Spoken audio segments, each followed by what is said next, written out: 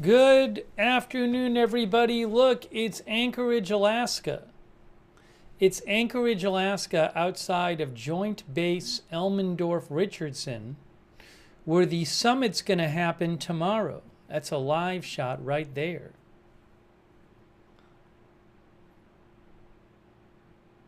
Anchorage, Alaska.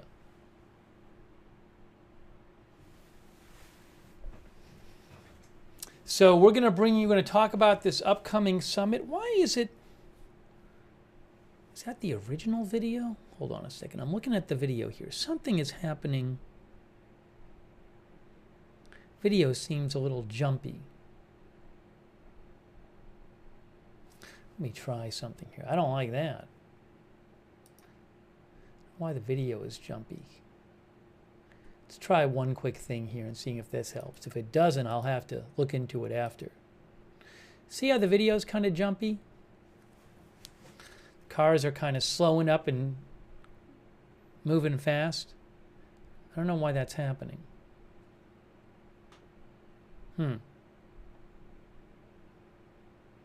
Strange. Well, nothing I can do about it right now. I'll have to look into it.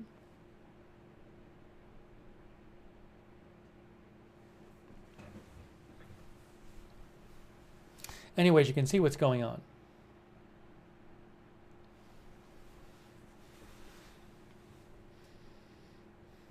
So I believe the Kremlin said that it's going to start at 11:30 a.m., which would be 3:30 Eastern time.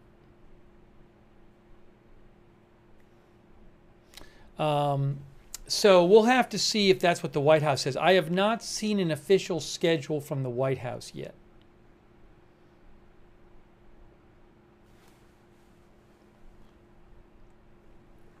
We'll have to see what happens. So we're going to talk about that. We're going to talk also about the situation in Washington, D.C. with the National Guard and other federal law enforcement deploying in Washington, D.C. We want to talk about that. We want to talk about Governor Newsom's announcement that California is going to have a special election to vote on a redistricting plan. I'm sorry we didn't cover that. I had some... Once in a while, I have personal things I need to attend to, and today I was not available until now. So I would have liked to have gotten on a little earlier, but it was not avoidable. So we're going to talk about that as well. A bunch of stuff to talk about. Triple coverage. And I'm going to be taking your comments and questions on the air. Hey, I want to thank our moderators, Beth Mythical and Janet B. Thank you. Ruth Krafasi. Again, I'm sorry about the jumpiness of the video. I don't know why it's doing that, and I got to look into it. It's kind of a random thing, and once in a while these things happen, but I can't really do anything about it right now. So thanks, Beth Mythical, Roberts May Queen for modding, Ruth Krafasi, thank you. You'll see the sign in a second. Why is it all weird? Joint Base Elmendorf-Richardson.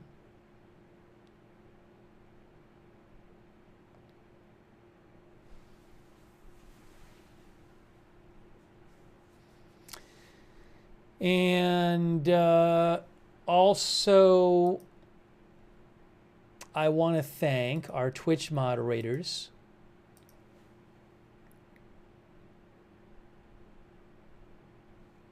Oh, that's a good question. Are you seeing it? Are you noticing it on your end?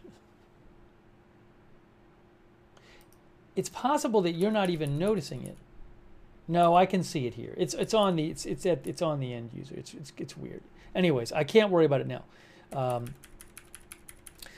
Thanks to Idaho Star, Mark HNC, Matthew Kohai 3 for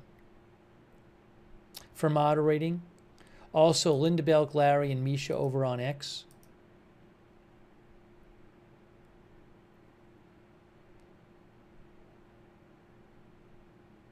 Oopsie. Also, Margaret Riley and Kay Lowry Body and Valerie Gale Griffin on Facebook. Thanks for moderating there.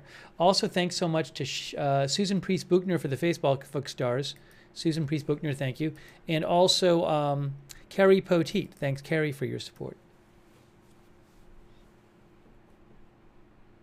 No, it's not YouTube. It's something on, guys, I know it's something on my end. It's just, I can't fix it during the broadcast. So it's not a YouTube issue.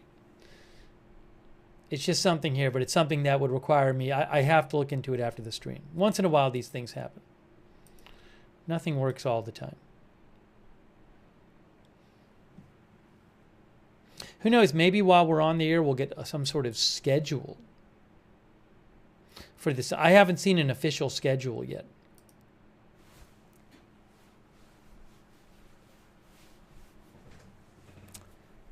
Rivuelto says, exciting day. Well, it's going to be, there's going to be a press conference tomorrow too. So we're going to be covering this tomorrow.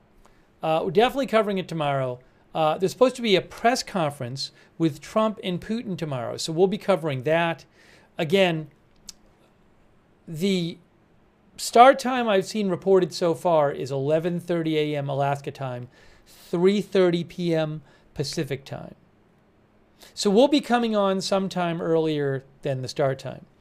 Also, I want to mention, hey, Flight Radar 24, look, it's Flight Radar 24. So the #1 tracked flight right now is a flight going from Moscow to Anchorage. I don't know who's on this. This is Russia's Special Flight Squadron. There was a few hours ago, I think overnight, there was a flight that like 40,000 something people were tracking. But I don't know if, Putin's probably going to be on one of these, but I don't know which one. That's also Moscow to Anchorage. That's another one right there. See that one? Where is that one? Here. So that one's here.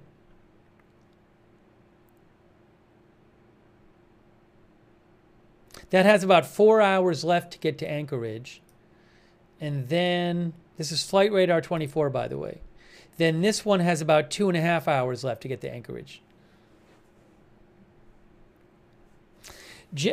Waltham says, is he spending the night with us? Yeah, see, I don't know, but my initial thought was that he's not. I'd be surprised if he's getting there like a day early, but who knows? I don't know. Right now, it's about noon. We're about 23 hours away from the summit. Nuneya says, I can't even imagine the security there. Oh, by the way, this is now. I have to fix that.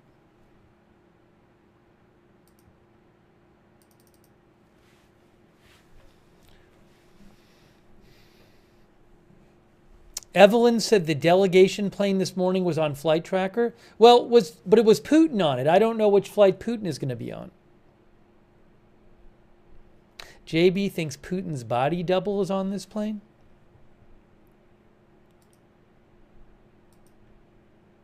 Then that's a flight going from, that flight is going from Anchorage. That's another Russian government plane. I assume it's Russia's Special Flight Squadron. That's going from Anchorage, my guess is back to Russia. Yeah, I think.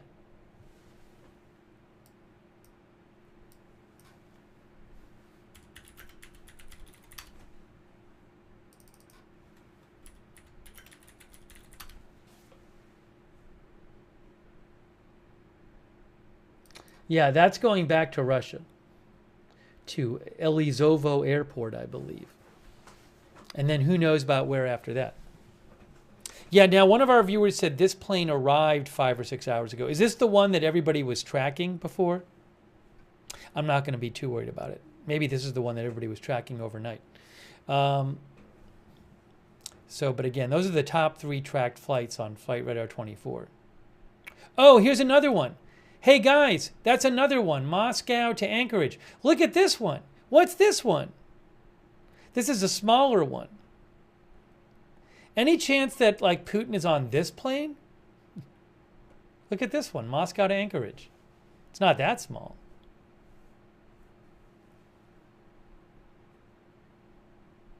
There's 3 planes right now. Hold on. I'll show you. How do I do this? Multi-select. 1, 2. Oh, wait, that's not the one I wanted. Where'd they go? What happened to the... Can I not select them? Oh, that for some reason I can't multi-select this one. Anyways, that's one. That's a Russian plane right there going to Anchorage. That's another one up there. And that's another one.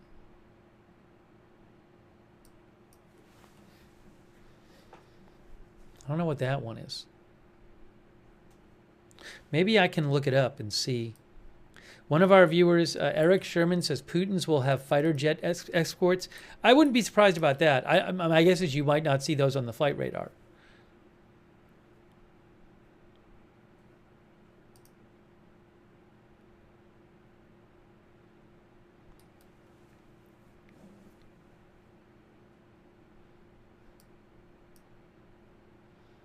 Okay. Oh, yeah, here it is. I mean, that one. This one's up here. One of our viewers said sometimes you have to zoom in. Anyway, so that is happening. We have several planes flying to Anchorage from Moscow at the moment. 2 of the 3 are Russia Special Flight Squadron planes.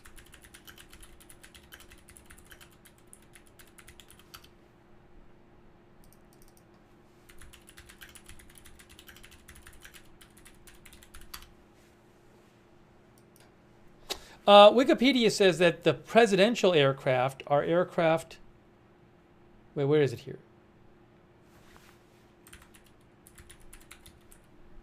The presidential fleet in Russia is operated by the Special Air Squadron.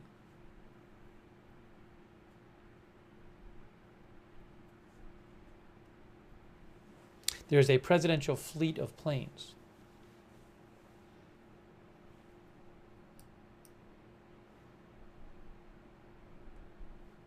And here, if we go back here, here is this picture of Joint Base Elmendorf Richardson. That's a live shot right there. Live shot. That's where it's going to be. Mandelbrot says Zelensky is not invited. Correct.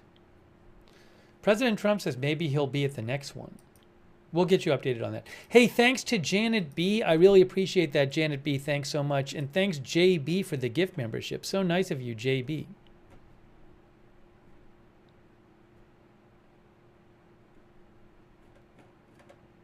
One of our viewers said Russian advanced teams arriving before Putin.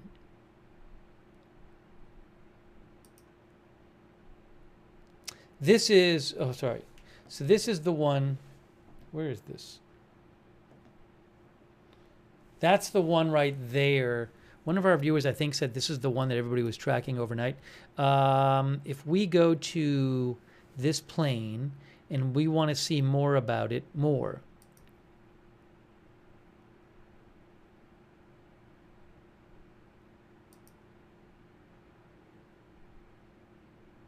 Flight history. Moscow to Anchorage. Yes, this one arrived. This one. That flight originally went from Moscow to Anchorage, this one. I think overnight. Now it's heading back to Russia. Anyways. Right there. Okay, so we don't have to focus on the planes, but I figured I'd just show you there's certainly some air activity going on. Sarah Kessler thinks Putin is not on a visible plane. I would not at all be surprised if you're right, Sarah. I don't know if he's on a visible plane. Although, I never, when President Trump travels, sometimes you can track Air Force One. That's happened, I believe. When he was campaigning, you could. No, I swear, I really think we've tracked Air Force One before.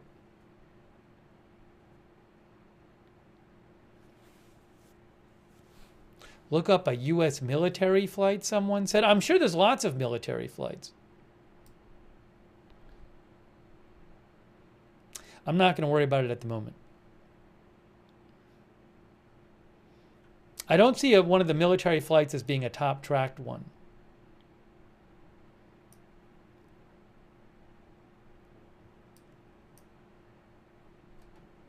All right, let's talk about long trip, by the way, from Moscow. Let's talk about the summit. Neo, our viewer Nick Honda says you can track Air Force One.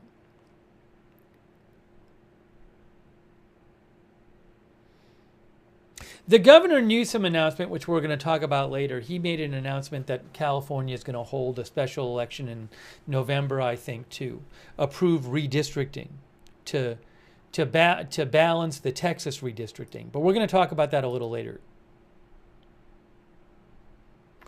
Swamp Fox says there's an USAF Globemaster heading from Joint Base Maryland to Anchorage.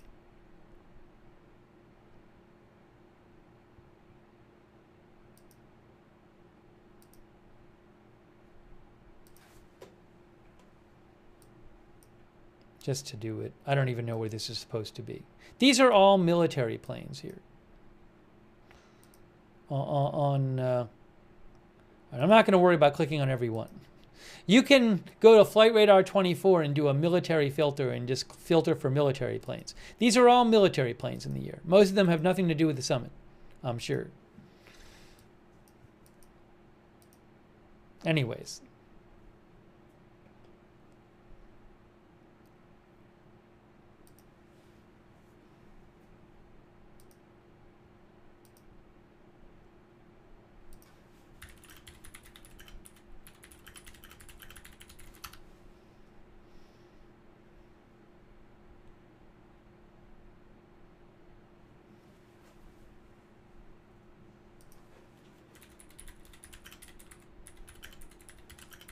One of our viewers had asked about previous Putin trips. You can actually go to Wikipedia, a list of international trips made by Vladimir Putin.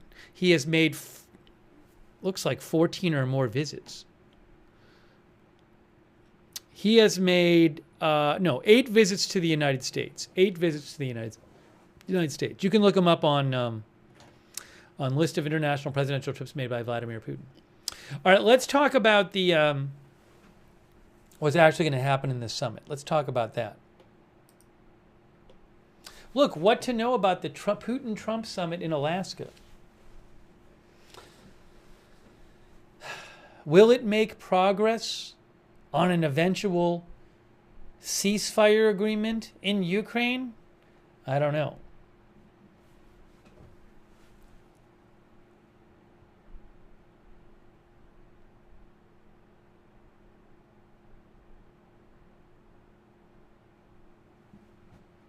CK says, "Isn't there?" I'm gonna let myself digress for one more thing. Then I got to get to we got to talk about the summit, the specifics of the summit. Isn't there an arrest warrant on Putin if he comes to America? Well, I know there's like an international criminal court arrest warrant for Netanyahu, I believe. Is there one for Putin? But does the U.S. even? Do they even belong to those agreements? That's what I don't know. The International Court didn't issue an arrest warrant for Vladimir Putin in March of 2023. But isn't the U.S. not a member state of the International Criminal Court? Yeah, the U.S. is not, I believe, a member state of the International Criminal Court. You can see here, the 125 member states of the ICC are obliged to detain and transfer any of the indicted individuals if any of them set foot on their territory. But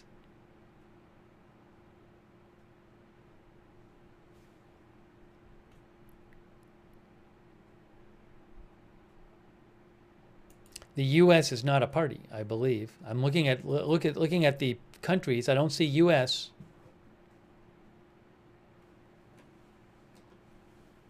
So anyways.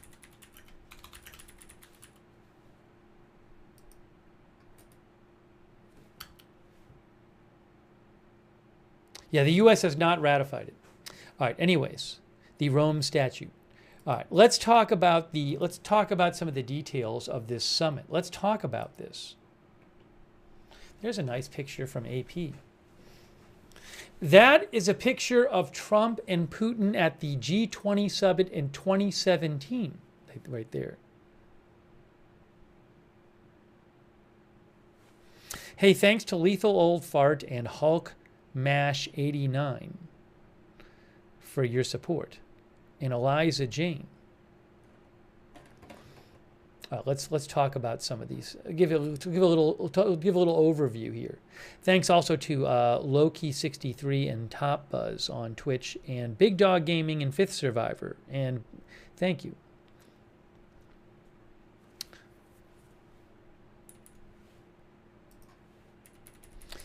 You can see whether the summit can lead to a deal to produce peace in Ukraine more than 3.5 years after Moscow's invasion remains to be seen, says AP. Where is it taking place?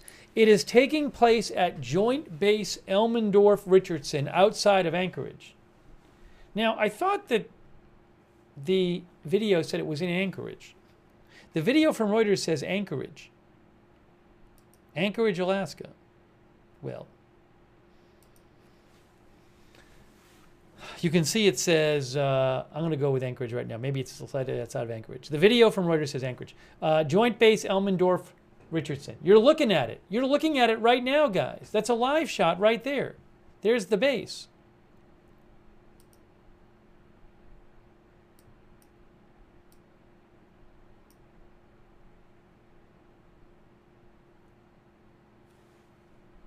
I know the video is a little jumpy. I gotta work on that after the broadcast. So the summit takes place tomorrow at Joint Base Elmendorf-Richardson outside Anchorage, starting about 11:30 a.m. local time, 3:30 p.m. Eastern time, between Putin and Trump, as well as a meeting of the delegations. It is Putin's first trip to the U.S. since 2015. For the UN General Assembly in New York. Wow. Because we were just talking about this, because the U.S. is not a member of the International Criminal Court, which in 2023 issued a warrant for Putin on war crimes accusations, it is under no obligation to arrest him. In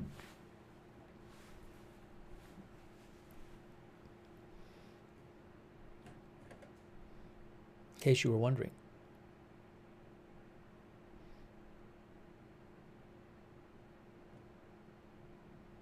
Mike says the base is in Anchorage.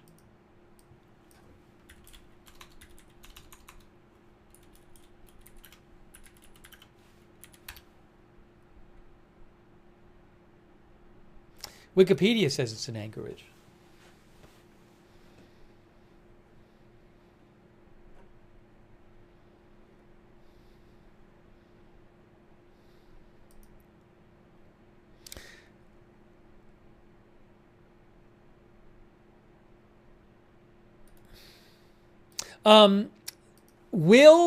Is Zelensky going? Oops, I'm disappeared.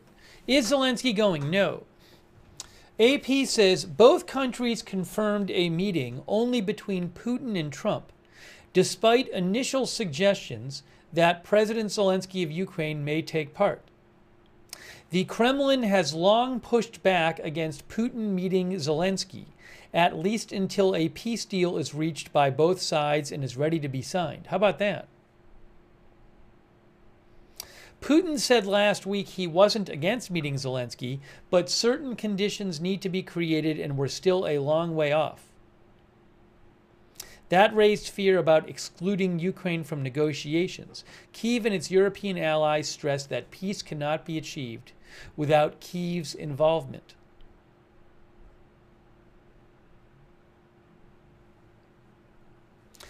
Yesterday, Zelensky was in Berlin for virtual meetings with Trump and European leaders to try to ensure Ukraine and its allies are heard before the summit. Yesterday, Zelensky told President Trump and European leaders that the group told them that Putin is bluffing about his military might and the effectiveness of sanctions, and is trying to apply pressure on all sectors of the Ukrainian front to try to show that Russia is capable of occupying all of Ukraine. In reality, Zelensky claims, sanctions are hitting Russia's war economy hard. You know, there's this recent, in the Donbass region, some Russian forces have made some gains in recent days. And there's some questions about, is Putin trying to, making like an all-out push to gain some territory and look like his military is doing really well right before the negotiation with Trump, as like a bargaining chip or as a point of influence? We'll talk about that too. By the way, this is going to be the first visit of a Russian leader to Alaska, even though it was part of the Russian Empire until 1867. How about that? It's the first visit of a Russian leader to Alaska. Alaska, non-Russian Alaska. Alaska was colonized from Russia by Russia starting in the 18th century until Tsar Alexander II sold it to the U.S. in 1867 for $7.2 million. When it was found to contain vast resources, it was seen by Russians as a naive deal that generated remorse. How about that? The U.S. bought it from Russia in 1867, says AP.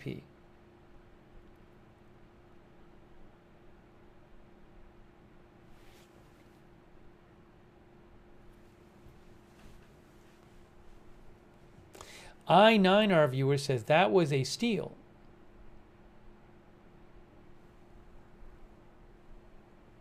James G says good deal. Our viewer H31 says, so Putin also wants Alaska back? No, Putin is not asking for Alaska back. Wild Boy says before oil was discovered to be useful.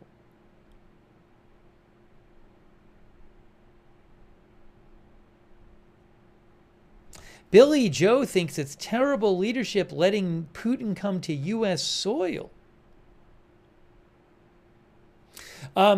So what is the agenda for this? I'm showing you this little summary here from Associated Press. What to know about the Putin-Trump summit in Alaska. And what is the agenda? AP says Trump has appeared increasingly exasperated with Putin over Russia's refusal to halt the bombardment of Ukraine. Ukraine has agreed to a ceasefire, insisting on a truce as a first step before peace. Moscow presented ceasefire conditions that are non-starters for Zelensky, such as withdrawing. Russia wants Ukraine to withdraw troops from the 4 regions of Ukraine Russia illegally annexed in 2022. So Russia wants, they want all of these 4 regions of Ukraine that they say are now Russia, even parts of these regions that Ukrainian forces still control. Russia also wants Ukraine to halt mobilization efforts, which Ukraine says it won't do. Russia wants also to freeze Western arms deliveries to Ukraine, which Ukraine is not going to agree with. For a broader peace, says AP, Putin demands that Ukraine give up the annexed regions, even though Russia doesn't fully control them, and also Crimea. And Russia demands that Ukraine give up their bid to join NATO. And Russia demands that Ukraine limit the size of its armed forces. And Russia demands that Ukraine recognize Russian as an official language along with Ukrainian. Meanwhile, Zelensky is insisting that any peace deals include robust security guarantees to protect Ukraine from future Russian aggression. A big worry of Ukraine and Zelensky is that Russia will sign some sort of ceasefire deal, and basically during the ceasefire, rearm itself and build up its armed forces, and then at some point just attack Ukraine again. That's a huge worry that Ukraine has, is that the ceasefire will just allow Russia to basically prepare to attack it again. Per Kayla, our viewer, says both sides will need to give up some things or no deal will ever be reached. Fred Flintstone says doesn't sound positive. Derek Duis says, why meet in person? Just argue on a Zoom call?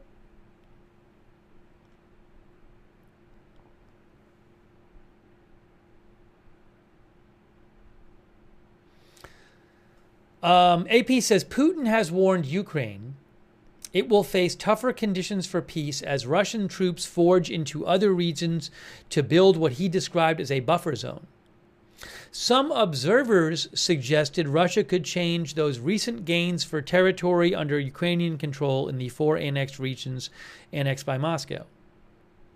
Zelensky said Saturday Ukrainians will not give their land to the occupier. But Trump said on Monday, there'll be some land swapping going on. I know that through Russia and through conversations with everybody. For the good of Ukraine, said Trump. Good stuff, not bad stuff. Also some bad stuff for both. So Trump did say Monday there'll be some land swapping going on.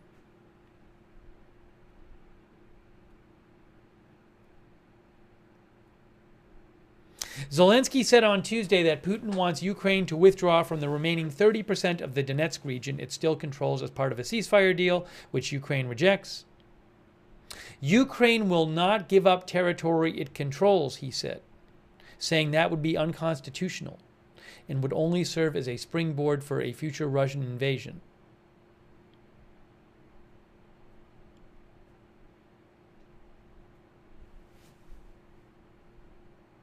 I know it's kind of confusing. So one thing is, there's not, as far as I'm aware, it's not clear what terms will be discussed at this this summit. We don't know what Putin and Trump will say after the summit. Maybe they'll say we reached some sort of framework. But what's going to be in that framework, we don't know yet. So there's questions about what proposal they might discuss with each other, and after are they going to say, well, we kind of agree on something. I mean, Ukraine would have to agree to it too. So it's not clear what we'll be hearing in this press conference tomorrow from Trump and Putin. Lizzie says beginning stages. Victoria Estrida says, I will be interested to see the body language and the handshakes, etc. This meeting will be fascinating. Douthis says, maybe Trump will come out with a concept of a plan for peace.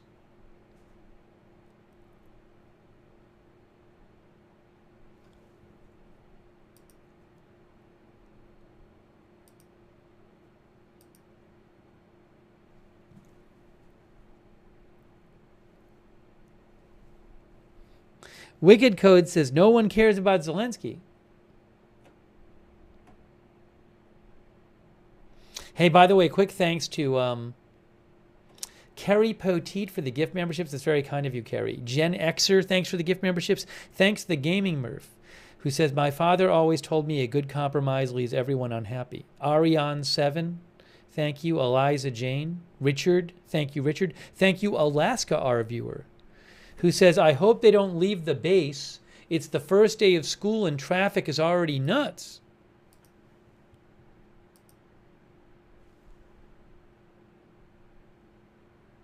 Oh, thanks, by the way, to Kristen Gates. Hey, thanks so much, Kristen. That's really nice of you.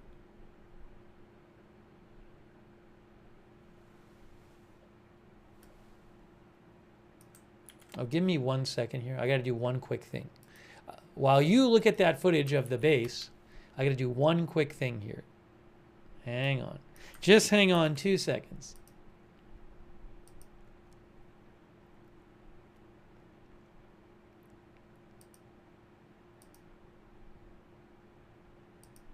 We're going to talk in some more detail about what they're going to talk about in the press in the discussion in the summit.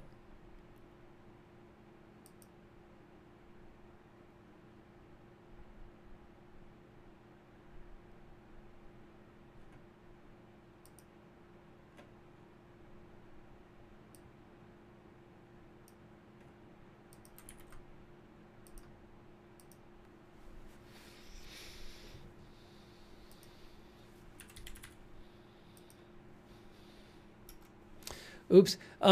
Hey, shout out again to our moderators, Beth Mythical. Thanks, Beth, for moderating. Roberts May Queen.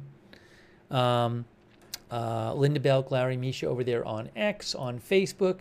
Kay Larry Body, Margaret Riley, Valerie Gail Griffin. Huge thanks. On Twitch, 13 Alamo, Big Ball of Yarn.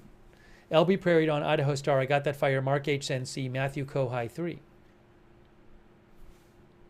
On Twitch. Thanks to Jay Drabble on Twitch. Jay Drabble says, thank you, Trump and Putin, for being the adults in the room. This needless war has gone on for too long and far too many have died. Now, a reminder, the war started when Russia invaded Ukraine. Hey, thanks, Jay Drabble. Thanks, Hefty Charter, as well, for subscribing. And Dark Crypto 800. And Mario Gasolino. Yeah, Mario, there is an international criminal court warrant for Putin's arrest, but the U.S. is not a signatory to the International Court Treaty. So they're under no obligation to arrest him because they are not a member state of the International Criminal Court.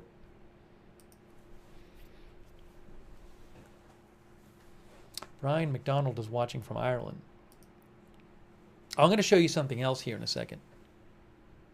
A little more from Associated Press. Associated Press says, what are the expectations? Trump said Wednesday there will be unspecified, very severe consequences if Putin does not agree to stop the war after the summit. Okay, again, Trump said Wednesday there will be unspecified, very severe consequences if Putin does not agree to stop the war after the summit.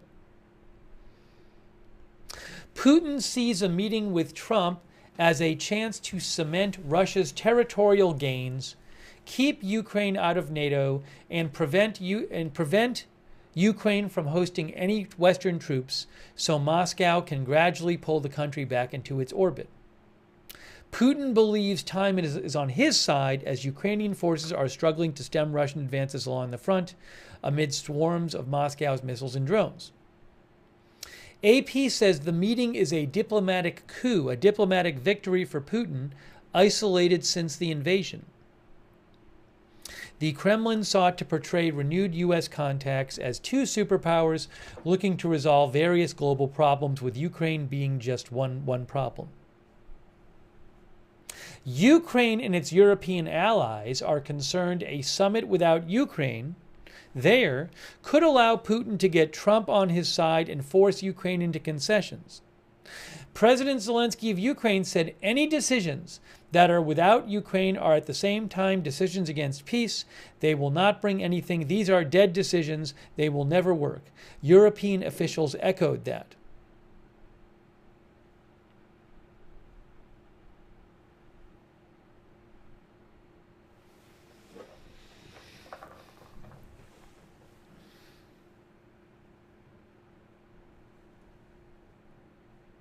So how is this going to go? When President Trump and Putin give their press conference, what are they going to say?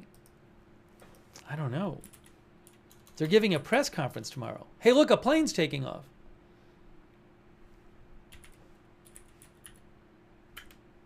I think it's an air base.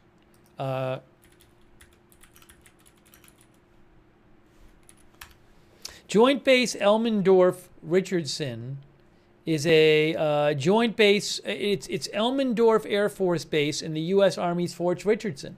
They merged in 2010. Well, there you go.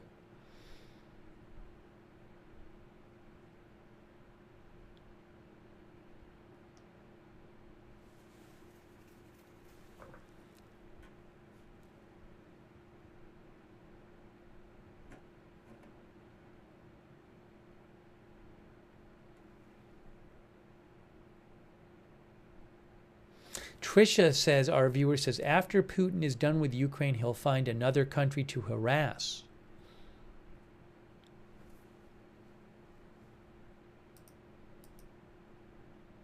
This camera keeps going back and forth between the sign and the base. Let's see here.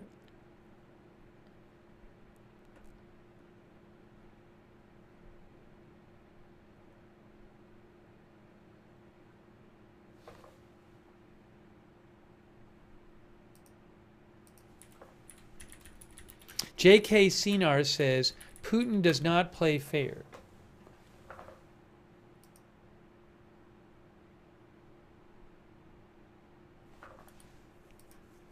Ooh, what should we do here? Hold on a second here.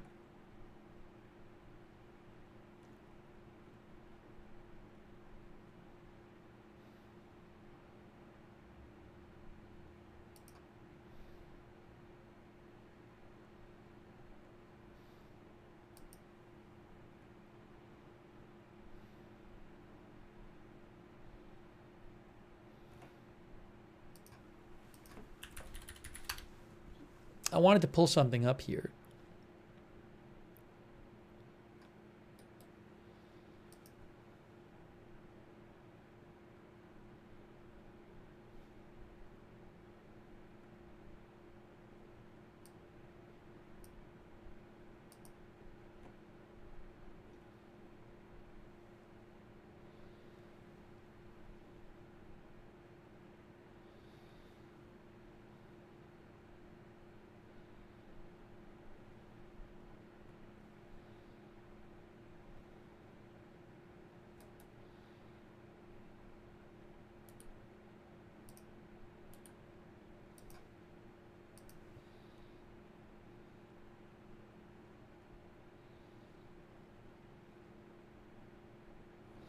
Let me, hey, you know what I want to look at?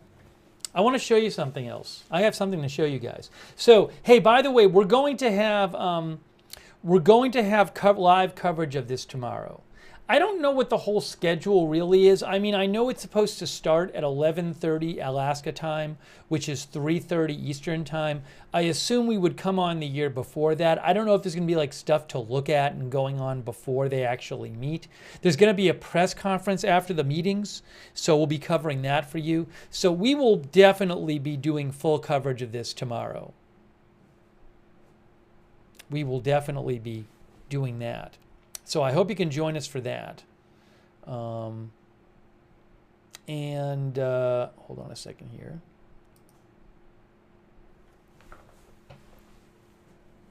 Bama fan thinks it'll be exciting.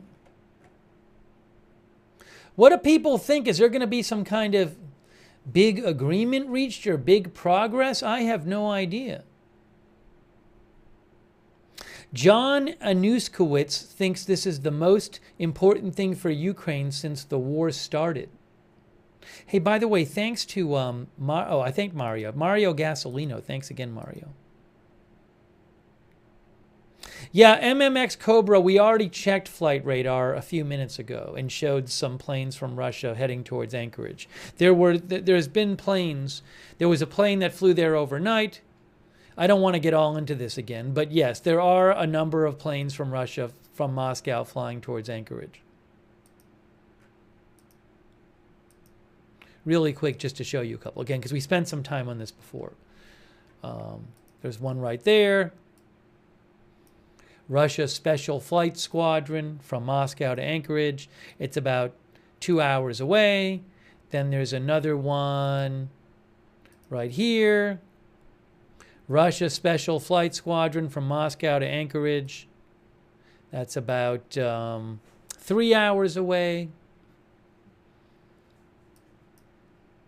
There's another one here. No, the other one, this one here, that one was already there. Moscow to Anchorage. It's a bit of a smaller plane. That's due in an hour and 44 minutes. I don't know who's on all these planes.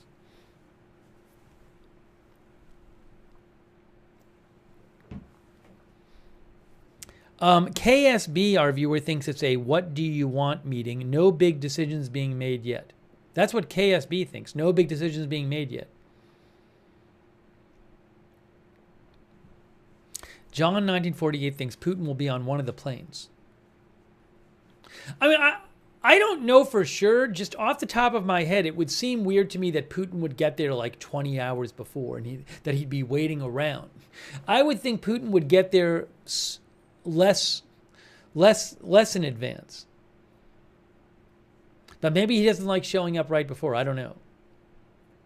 I don't know how he normally does it.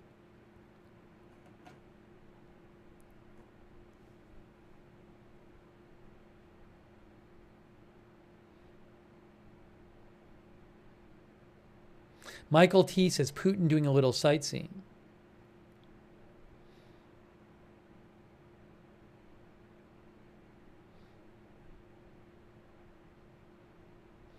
Mr. Bigley Uncredible says, I heard he's coming early to do a photo shoot riding a bear. Hey, I want to show you something else. SA, our viewer, says Putin has never honored his agreements. I want to show you something. I saw an article with some interesting things in it, and it's kind of neat. So, there is a organization that I like to read their articles about foreign policy and international relations. And they are called the Atlantic Council. They are an American think tank in international affairs, the Atlantic Council, atlanticcouncil.org. And the Atlantic Council actually was nice enough to say, hey, Agenda Free TV, you can, when you're covering some kind of international affairs story and there's some kind of article that's relevant, you can share it with your viewers, which is super nice of them. So I want to show you, they have a few, I'm not going to read all of them, they have a few articles about the summit. But I'll post a link to this one, and you can check out their website if you want. You can check out the article. But I like their articles. I often check out their articles.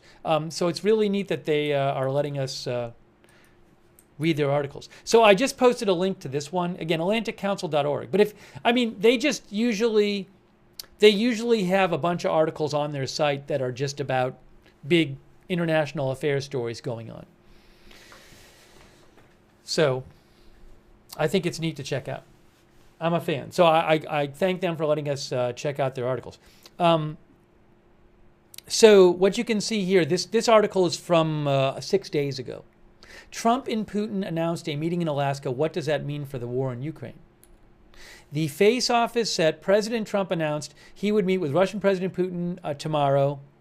It is the first meeting between U.S. and Russian heads of state since before Russian forces launched their full-scale invasion of Ukraine. How about that? Since before the invasion. So this is the first time after the invasion the Russian and U.S. leaders have met.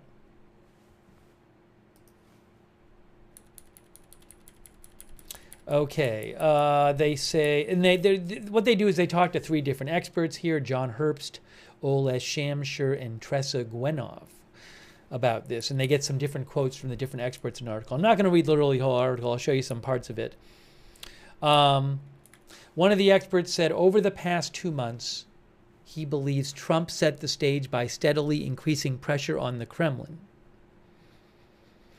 This included persuading NATO members to increase defense spending, threatening new sanctions on Russia, and raising tariffs on India for buying Russian oil. At the same time, though, remember this, President Trump has held back on stronger sanctions despite imposing a deadline of I think the deadline was last Friday. And there also are questions about how Trump views this meeting.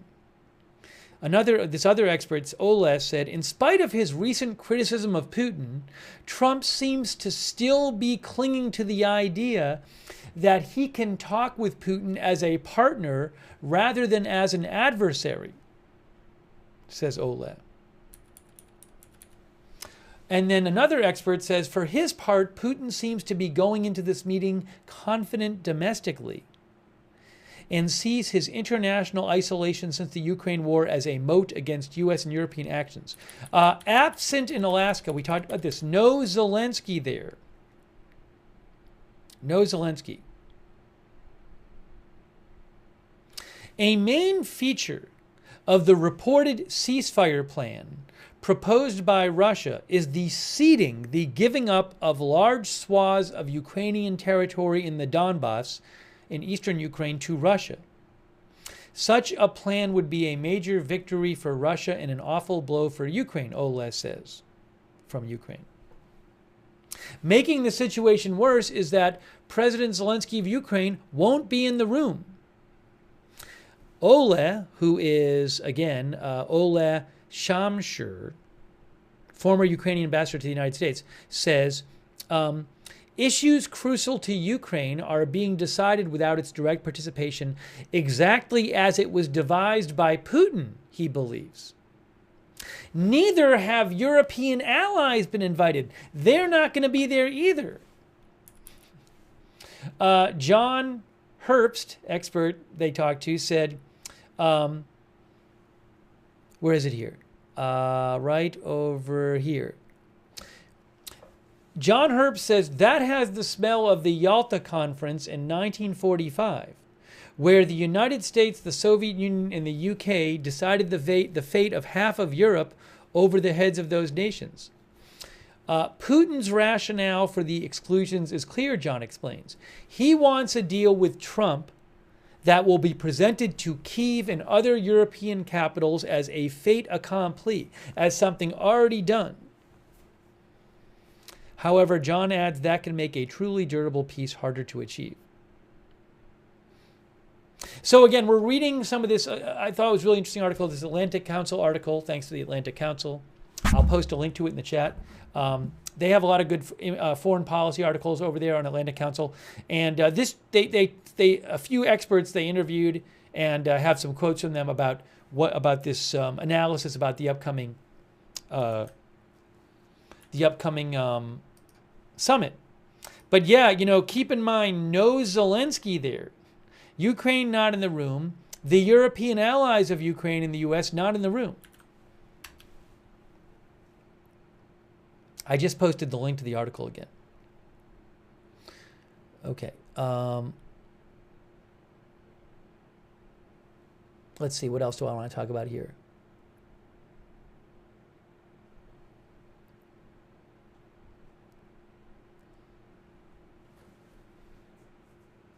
Yeah, so this is something to keep in mind.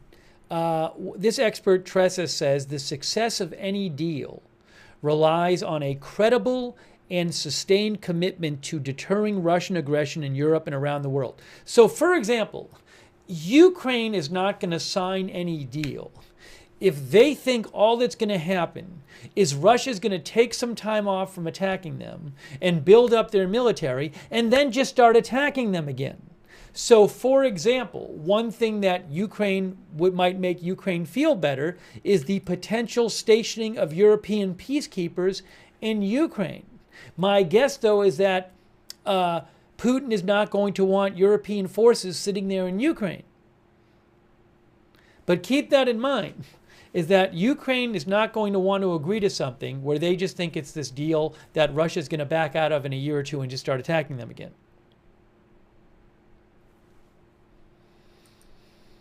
Okay.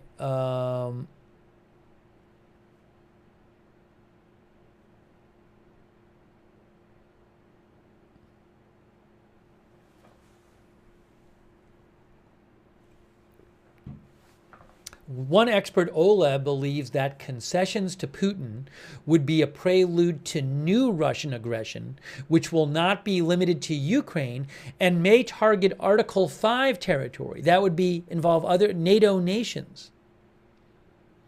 Western leaders, he adds, should acknowledge that the war in Europe has already begun. Finally, this John Herbst, I believe, this expert, cautions to not confuse a temporary deal for a lasting peace. Putin's goal, he says, remains to achieve effective political control of Ukraine. That means the ceasefire terms reflect what Putin is willing to accept and do now. It says nothing about what he will do in the future. Anyways, I thought this was some interesting perspective on from Atlantic Council on the negotiation.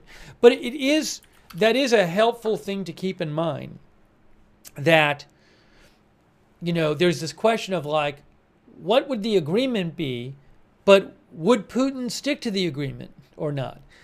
That's a big question. And Ukraine feels it has to protect itself if it doesn't. Our viewer Jay Knowswich writes in and says, Russia has backed out of every deal and ceasefire they have ever made with Ukraine, and nearly every other agreement that Russia has made with other countries. They are twisted, warring invaders. That's what Jay Knowswich thinks. Oh, thanks to Kiwi for the memberships. Jimmy thinks the meeting sounds like a waste of time.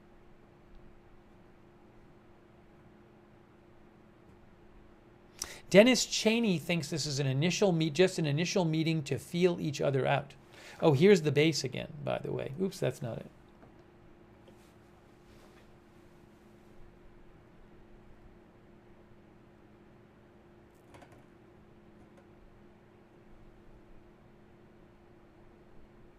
Fly 3 thinks Zelensky is not polished enough for these negotiations?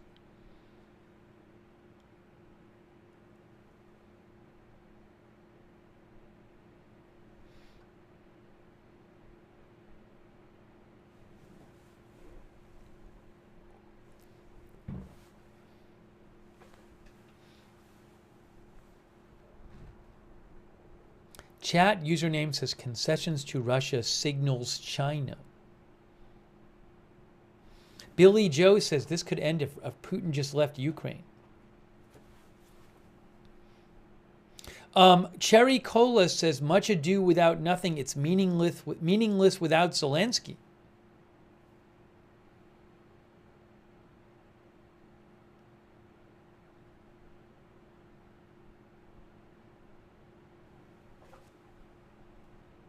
Rock K9, our viewer, says they're not going to make a deal. It's a first step meeting to see where they're at and whether there's room for positive movement. I expect very little to come from this, but remain positive. Crossbow thinks Zelensky doesn't want this to end. He wants to win, which he can't.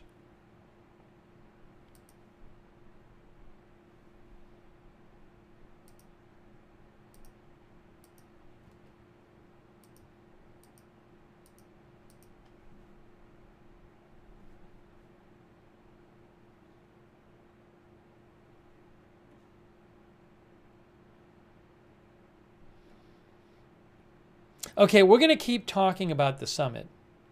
I feel like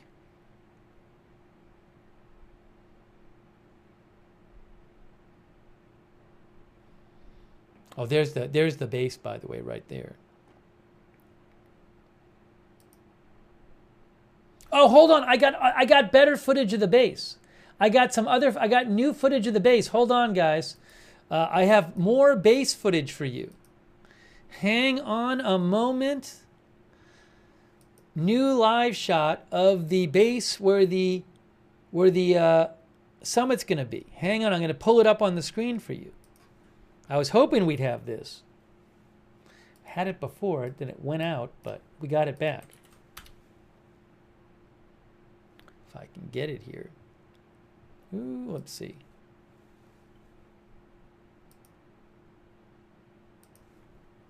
I got it. All right, hold on. I'm going to put it on the screen for you. I am putting it on the screen for you.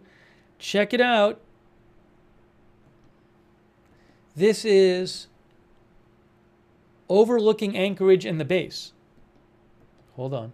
Hold on a moment. I am pulling it up right now. Where is it?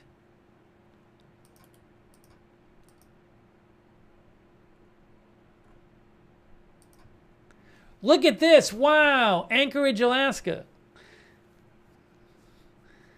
Hey, it's a live shot from Anchorage.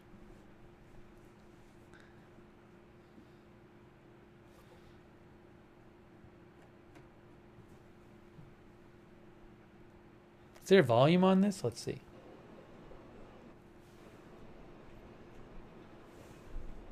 I think there's no volume on it.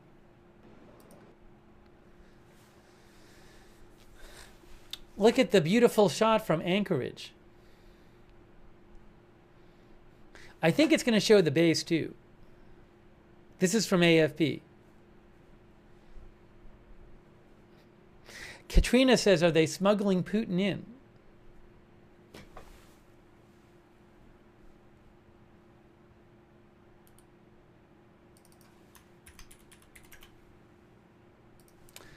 Now, hold on. Can we see the base? Let's see. I know the video's a little jumpy today. I got to fix that after the broadcast. I'm sorry about that. I don't know why it's doing that. All of a sudden, it's like that. This video is supposedly overlooking Anchorage and overlooking Joint Base Elmendorf-Richardson ahead of the summit. Holly Hargis thinks it's the most beautiful state she has seen. Ray Old thinks Putin is probably already there.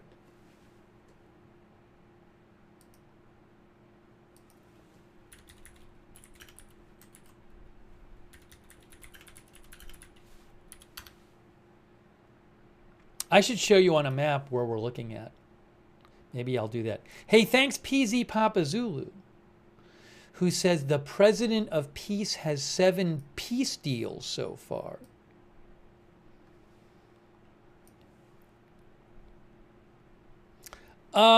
Is that body of water?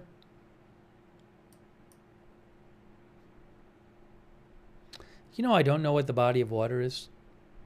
One of our viewers will tell me. I'm looking on a map. It doesn't say on the map for some reason. I can see the base.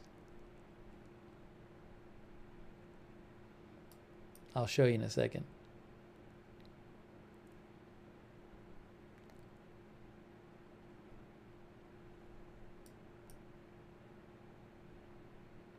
Bo Maxim thinks it's the Cook Inlet.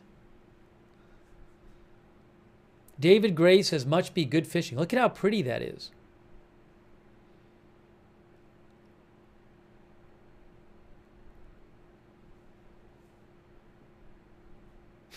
Michael Boas thinks Putin is in one of the containers. Is that the base right there? Is that the base we're seeing right there in the foreground? Maybe?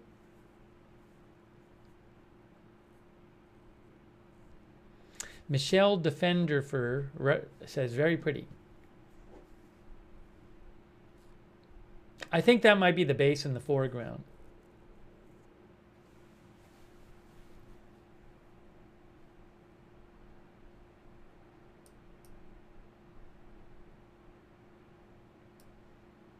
But I'm not positive.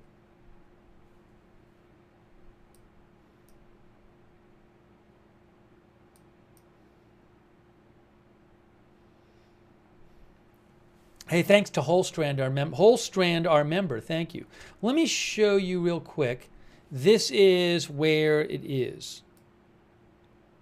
Oopsie. There. So you can see it says Anchorage here. And there is Joint Base Elmendorf. Elmendorf there. Joint Base Elmendorf-Richardson. It's all in this area. Well, this is near the water, so it's going to be over here somewhere. The air base you can see is right near the water.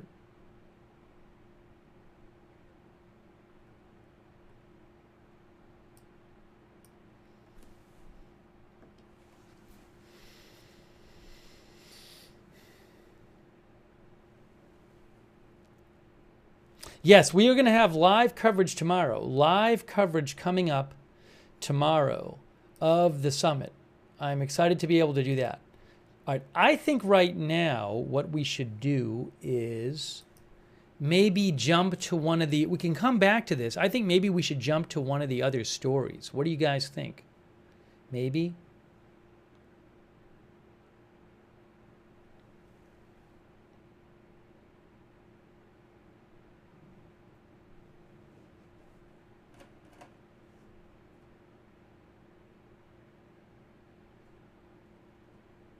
Should we do a yeah, we'll do one quick poll question. One quick poll question. The poll is, will the summit eventually lead to a peace deal? I mean, by lead to, it's kind of it's a bit vague in the question what exactly I mean, but hopefully it makes sense.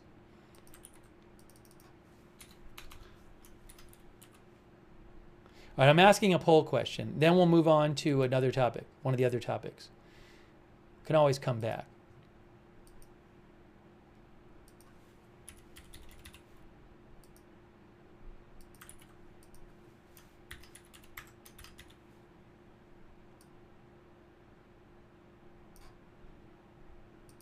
I just got to get the poll posted, and I have it posted on Twitch and YouTube, and I'm just posting it on Facebook right now.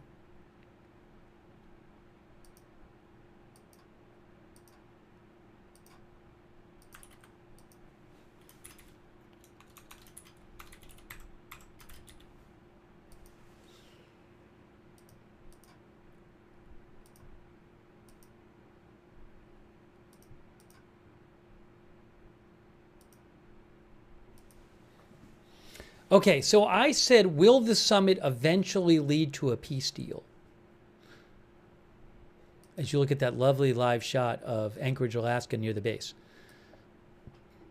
On YouTube, 71% say no.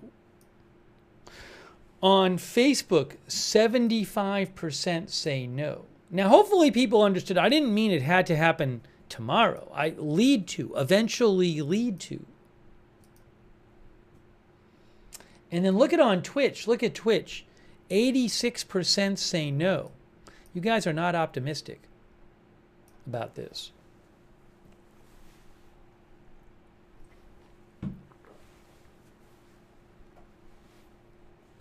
Synthesizer says no chance. Lola P. Thanks for the memberships, Lola. That's really nice of you. Lola P.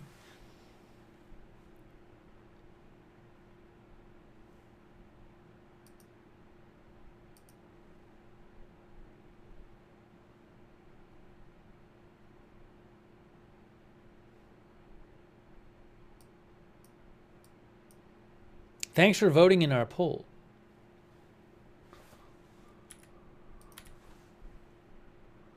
Jade Hare says, I didn't expect these poll results. Yeah, I guess I thought, I mean, that's pretty negative. I thought maybe it'd be more balanced. Or maybe, I don't think I expected that. But hey, that's why we do the poll, to see what you guys think. Amy in the AM says, not without Z being included. All right, so as we look at this lovely shot, there's a lot more to talk about with the summit coming up, but this is supposed to be triple coverage. We can't do single coverage if the point is to do triple coverage.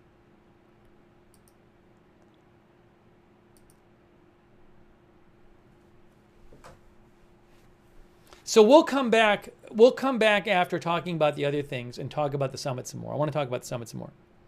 Hey, thanks, Unleashed Poke Gamer, who says, tomorrow no peace deal, but I think it will end up in a deal, but might take a while.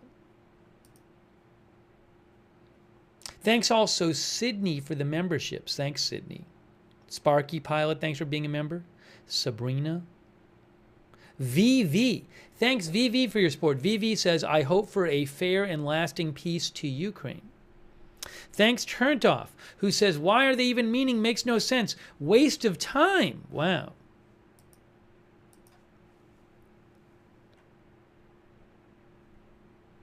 I feel like we should have this video up every stream. I think it's so nice to look at. Okay, so we'll come back. We're going to come back, and we're going to talk about more of the. We're going to talk about that more. Let me just check a couple things here. Our viewer Joe Soul says any step to end the slaughter is a good step. Kevin Aikman about Putin being arrested for war crimes. Again, the International Criminal Court issued an arrest warrant for him in 2023, but the U.S. is not a signatory. It's not a member state of the International Criminal Court. And, oh, what's that? What are they looking at? So the U.S. is not under obligation to arrest him. Hey, look at that. Wow, look at this. Is that some sort of stealth plane coming in? Wow, look at that. Bonus coverage on the feed. I'm not an aviation expert, so I don't know what kind of plane that is. A B-2? Some of our viewers think it's a B-2. Spirit bomber? Look at that. Wow. How about this? Is it? I don't know. People are saying it's a B-2 Spirit. Dalek says it's happening.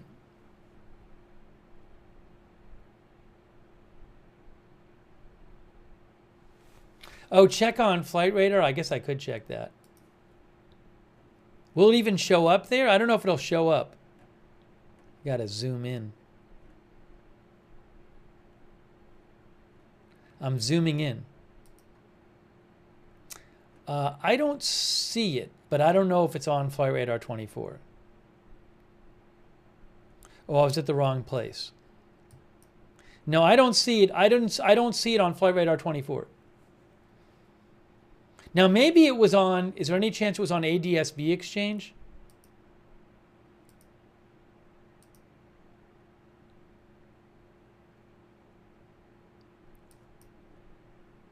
Anyways, that was neat. Was it a B-2? I don't know. CompFlyer thinks it would not be on radar.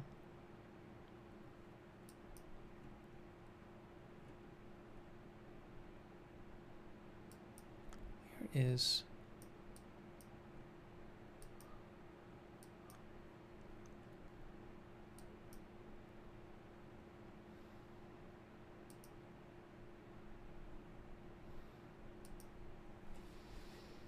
oh, look, another aircraft. I guess we're getting more aircraft on this live shot. Why can't I find this here? Exciting on this live shot here from AFP. Look, is that another one? Hey, is that another one? What's that one? Guys, what's that one? I don't know what one that one is. Is that another one? What's happening?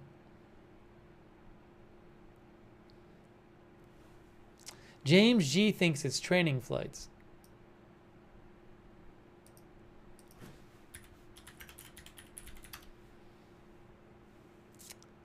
Is it a B-2? I mean, I'm looking up B-2 online. Is it the same shape as a B-2? Do people really think it's a B-2? John says they're not on ADSB Exchange. B-21, the new plane? This is a B-2 right there. There's a B-2 Spirit bomber right there. Is that what it was? Did we really see that? Some viewers are saying it's 100% a B-2. One of the viewers said it's absolutely not a B-2. I don't know. B-21? People are saying B-21 now in the chat.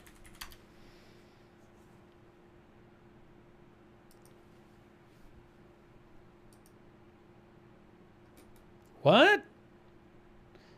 I'm looking up B-21. I'm not seeing anything. I mean, it's not this. It's not B-21. It's a strategic bomber in development. I don't think it's a B-21. Anyways,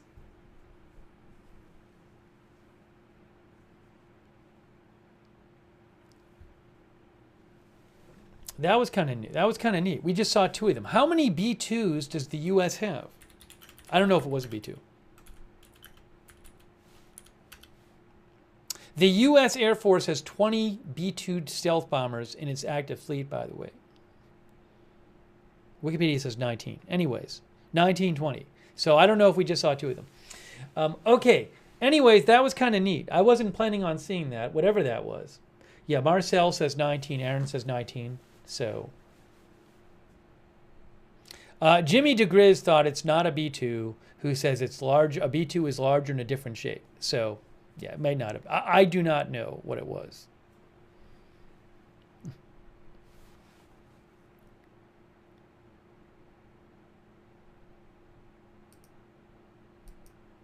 All right, let's talk about, again, this is supposed to be triple coverage. It's supposed to be triple coverage. So let's talk about Gavin Newsom. Napoleon Solo thinks it was an F-22 Raptor.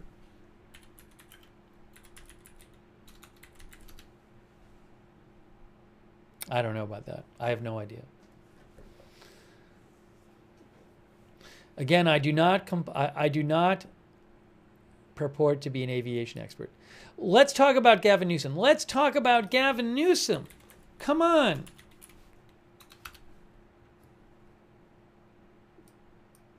We're going to show you some of this.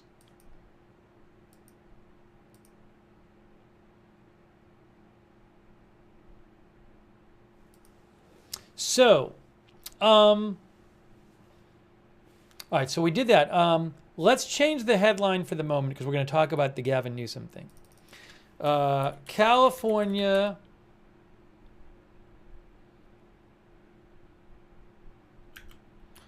moving forward with redistricting plan. So, the background here is that in recent months, President Trump had encouraged Texas to redraw their congressional map, their district map, in a way that would result in more Republicans winning House seats from Texas. The House is the election for the House is supposed to be very close. There's a slight majority for the Republicans right now, but a lot of times in midterms elections, the party out of power will gain seats in the House. So, and President Trump does not want the Republicans to lose the House. He does not want the Democrats to control the House. So, President Trump was encouraging Texas to basically redraw their maps, and usually a number of states will redraw their maps once every 10 years after the census, and sometimes both Democratic and Republican states they do this thing called gerrymandering, which is you draw the maps in a way to produce more people from your party winning the House seats than the other party. So, with the same voters, depending on how you draw the maps of the different congressional districts, the numbers can be different about how many people win seats from each party. So anyways, President Trump was telling Texas that they should redraw their map. Governor Abbott and Republicans in Texas state legislature were on board with that. They have this plan to do it, to redraw their maps there, to give, sounds like about 5 extra seats to Republicans there, House seats. But they currently have not been able to pass that there because Democrats from the state House of Representatives fled the state. We were covering this a week or two ago, where most of the Democrats of the state House representatives, I don't know if it's all of them, but certainly most of them, have left the state, which means there's not a quorum. There's not enough representatives who show up to the House sessions to even vote. You have to have a certain number who show up to vote. It's called a quorum. So for now, the Texas Republicans have not been able to pass their redistricting plan. But in California, Governor Gavin Newsom has said, well, if Texas does this, we're going to do it here. If Texas redraws their maps to give Republicans more House seats, well, we're going to redraw our maps to give Democrats more House seats. Okay? So today he did this big media appearance, press conference announcement kind of thing, where I believe he announced that the state's having a special election. The state voters have to approve this, I believe, in November. And I believe the plan is that it's dependent on if Texas does it. I think if no other state does it, California's not going to do it. But if other states do it, they're going to do it. So you can see here, I'm going to show you some of Gavin Newsom's announcement, by the way. But California is moving forward with a partisan redistricting effort to counter Texas's move. There's the headline from AP. But I want to show you some of the announcement. Governor Newsom said today his state will hold a November 4th special election to seek voter approval of a new congressional map drawn to try to win Democrats 5 more U.S. seats, House seats in 2026. The move is a direct response to a Republican-led effort in Texas pushed by President Trump as his party seeks to maintain its slim House majority after the midterm elections. Texas lawmakers are considering a new map that would help them send 5 more Republicans to Washington. Democrats, who so far have halted a vote by leaving the state of Texas, announced Thursday they will return home if state Republicans end their current special session and California releases its own redrawn map proposal. So it sounds like the Democrats in Texas, the Texas State House Democrats, are going to come home now that California has proposed their proposal. Governor Abbott of Texas is expected to call another special session to push through the new maps in Texas.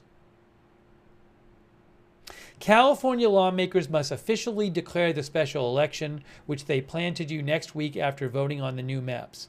Democrats hold supermajorities in both chambers, and Newsom said he's not worried about winning the required support from 2/3 of the lawmakers to advance the maps. The Thursday announcement marks the first time any state beyond Texas is officially wading into the mid-decade redistricting fight, kicking off a national standoff that could spill into more states. Remember, in the past, Democratic and Republican states have redrawn their maps to be more favorable to their party. But normally this does not happen in the middle of a decade. Normally, when states are redrawing, they do it after the census once every 10 years. But Texas proposed doing it this year, so now California is doing it. A number of Republican-led states appear poised to move forward with their own new maps. In Missouri, a document obtained by the Associated Press shows the state Senate received a $46,000 invoice to activate 6 redistricting software licenses and provide training for up to 10 staff members. Newsom encouraged other Democratic-led states to get involved. Republicans currently hold a 219 to 212 majority in the U.S. House with 4 vacancies. New maps are typically drawn once a decade after the census is conducted. Many states, including Texas, give legislators the power to draw maps. Some, such as California, rely on an independent commission that is supposed to be nonpartisan.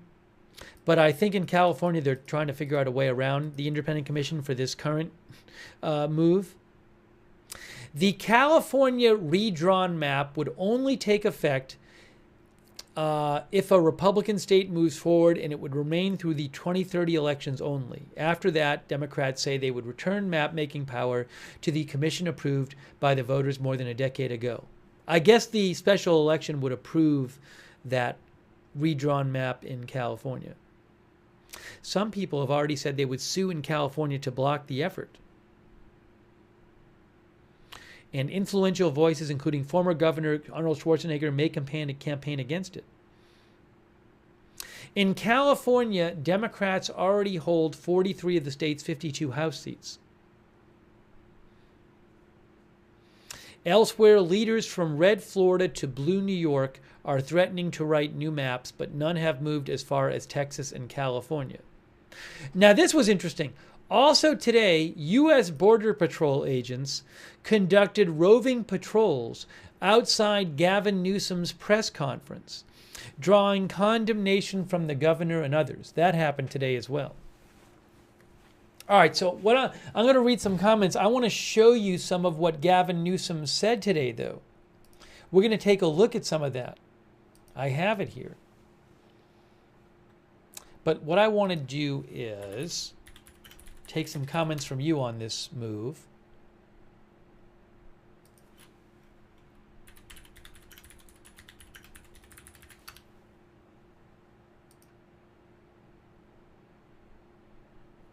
I have it here. Hey, thanks to Jean-Paul Lachance for your support. For the gift memberships. Thanks, Jean-Paul. I appreciate that. All right, let me read some of your comments here. Thank you, PZ Papa Zulu, who thinks Newsom will never be president. Oh, by the way, hold on let's quickly go back. Hey, this is the Anchorage, Alaska, near Joint Base Elmendorf-Richardson, which has an air base where the summit's going to be. Now, this is just, I believe, a U.S. military plane, but it's interesting to see these planes coming in and landing. So, special bonus plane coverage live via AFP video. I have no reason to think that plane has anything to do with the summit, although you never know.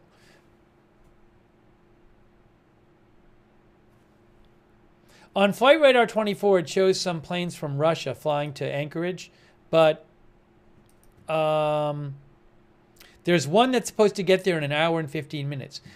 If we are still on the air in an hour and 15 minutes, maybe we'll see if this Russian plane, which 15,000 people are tracking on Flight Radar 24, and it's supposed to land in an hour and 50 minutes, and was flying from Moscow. We'll see maybe in an hour and 50 minutes if we can see this on the AFP shot. If the AFP shot might not be live then anyway. Anyways. All right. Let's get back to Newsom. Thank you to Kerry Poteet, who says there's been a lot of change and action going on in Texas for the past 2 years. A lot of biz in text from California. Or from Canada or California. I can't tell which one. Thanks, Kerry Poteet. Thanks, Rich, our member. Thanks, John Wolf, who think earlier we saw a B2. Thanks, John. And Linda Cole, our new member. Did I thank Unleashed Pokey Gamer? I think I did. All right, I want to read some more comments from you guys. What do you think about this? Are we entering this new era where... What is this? Hold on a second here.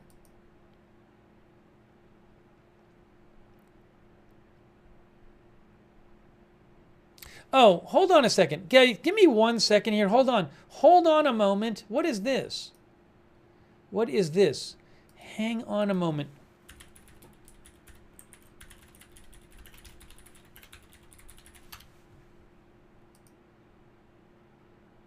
What is this from?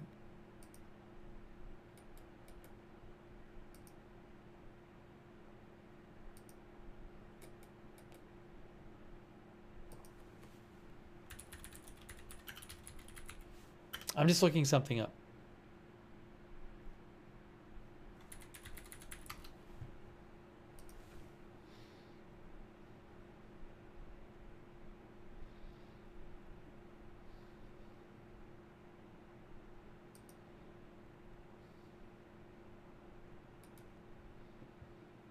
Sorry, I noticed something. I just was wondering what that is.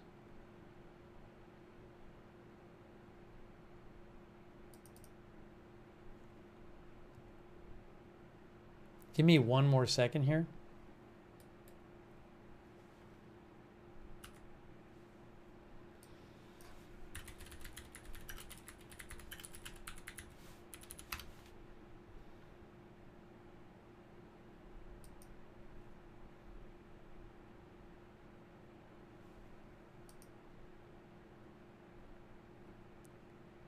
I'm not worrying about that right now. Sorry, I was trying to... let me go back and I got distracted. I thought there was something going on. And don't worry about it. Don't worry about it. I want to show you some of what Newsom had to say. Oh, we don't need to see that right now. Let's look at this. Okay. So what I was saying is, are we heading toward an era where, like, between every congressional election, states are constantly redrawing their maps? And also, are we heading for an era where you have, like... so, for example, California in in 2024,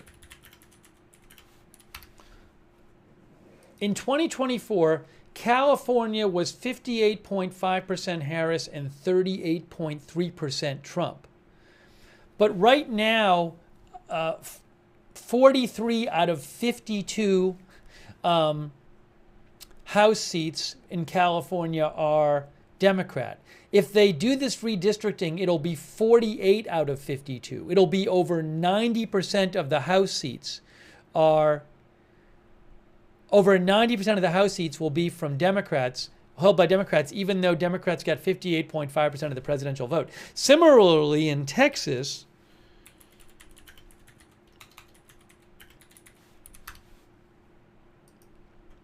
it was 56% Trump and 42% Harris. Now, right now, 25 of the 38 House seats in Texas, U.S. House seats, are Republican. If they make their change, it'll be 30 out of 38, which is over 75%, even though Republicans got 56% of the presidential vote. My point is, are we just heading for this world in which state after state just skews their maps to this heretofore unseen degree, and that there's just these incredibly partisan, almost all Democrat or almost all Republican House contingents from these various states? I don't know.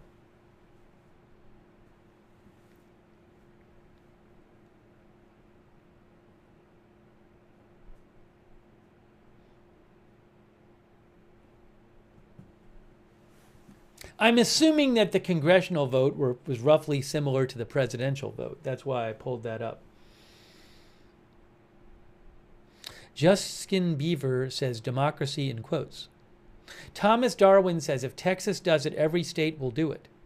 Melissa says, I thought it was standard to redraw every 10 years. Yes, but Texas wanted to do it in the middle of a decade, which was controversial. And California says, well, if they do it, we're going to do it.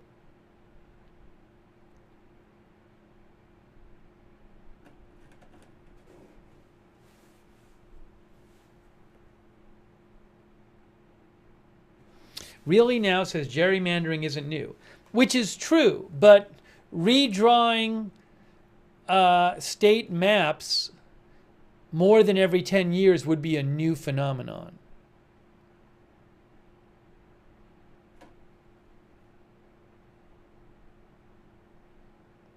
Turned Off says Texas isn't the only one who can do it. Thank you, Joe Blassingame. Joe says seems a little undemocratic to me. Let me do this. Thanks, Joe, for being a member. Why don't we let's check out some of what Gavin Newsom had to say today. What do you think about that? Let's do that. Now, the one thing is, you know what could get in the way? I may have to play this a different way. Remember there was an issue with the video was acting a little weird during the broadcast? That's the one thing that could get in the way. For some reason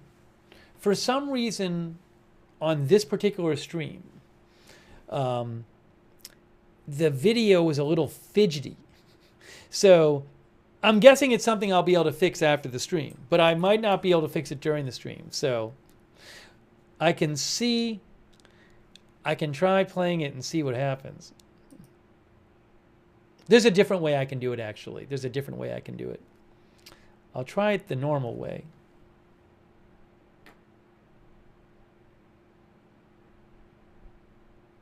We may be okay.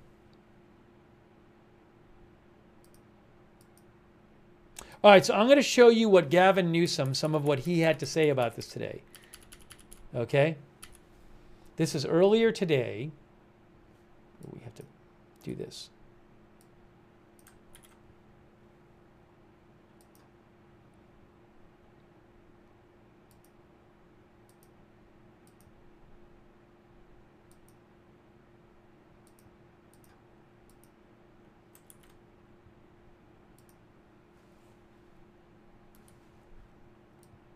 I'm sorry I didn't get a chance to cover this. I would have probably covered it live. the Gavin Newsom announcement. I once in a while there's stuff I just like, personal things I just have to do, and there was some personal family stuff that had to get done today that could not wait. So that's why we were not on the air. All right, so let's see if this works. I'm going to show you. This is when Gavin Newsom spoke. He did an appearance today. You can see it says the Election Rigging Response Act, and this is California Governor Gavin Newsom.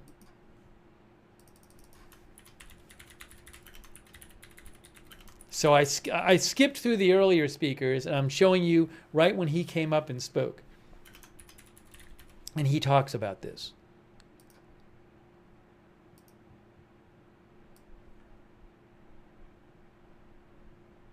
Hopefully this works. I hope this works. We'll see. Things are a little iffy today. Let's see if this is going to work.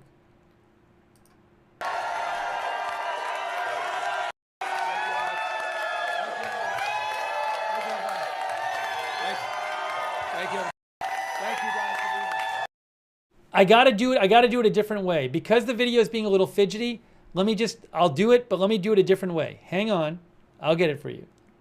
Give me a second. Gotta do it the other way. Let's do it this way. We'll do this here.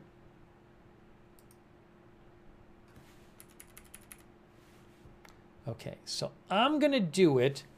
We'll do this.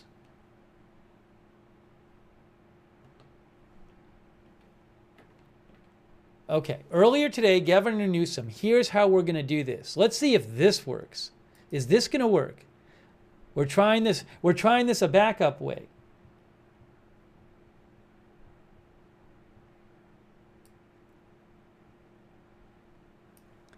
This may work, maybe. Won't be like normal, but we'll try it this way. Maybe a little smaller than normal. Okay. Let's try it. I know it's not all full screen and centered, but it's better than nothing. Let's see if this is going to work now. I think it might work. I hope it does. Let's see. Thank you, everybody. Thank you, everybody. Thank you, guys, for being here.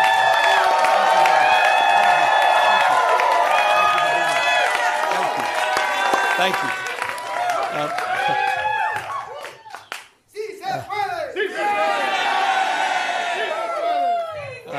When we fight, we win. When we fight, we win. Thank you. Thank all of you in the spirit of that African proverb that Senator Padilla was referencing. You want to go fast, go alone. You want to go far, go together. And I look back at this audience, and I look at all of you united in this cause. And I'm reminded where we are at this precious moment in time. We are in Los Angeles. The most diverse city in the most diverse county, in the most diverse state, in the world's most diverse democracy. And I've long believed that the world looks to us, to all of you, to see that it's possible to live together and advance together and prosper together across every conceivable and imaginable difference. What makes LA great, what makes California great, and what makes the United States of America great is that at our best, we don't tolerate our diversity, we celebrate our diversity. And it's a point of pride because we're all in this together. Where are we? At Democracy Center. And right outside, at this exact moment, are dozens and dozens of ICE agents. Donald Trump, you think it's coincidental? No. Donald Trump and his minions, Tom Homan, tough guy, clearly decided, coincidentally or not, that this was a location to advance ICE arrests. Indiscriminate? Perhaps. We'll find out later. It was certainly indiscriminate when a 15-year-old disabled boy had a gun put to his head in Los Angeles trying to go to school just a few days ago.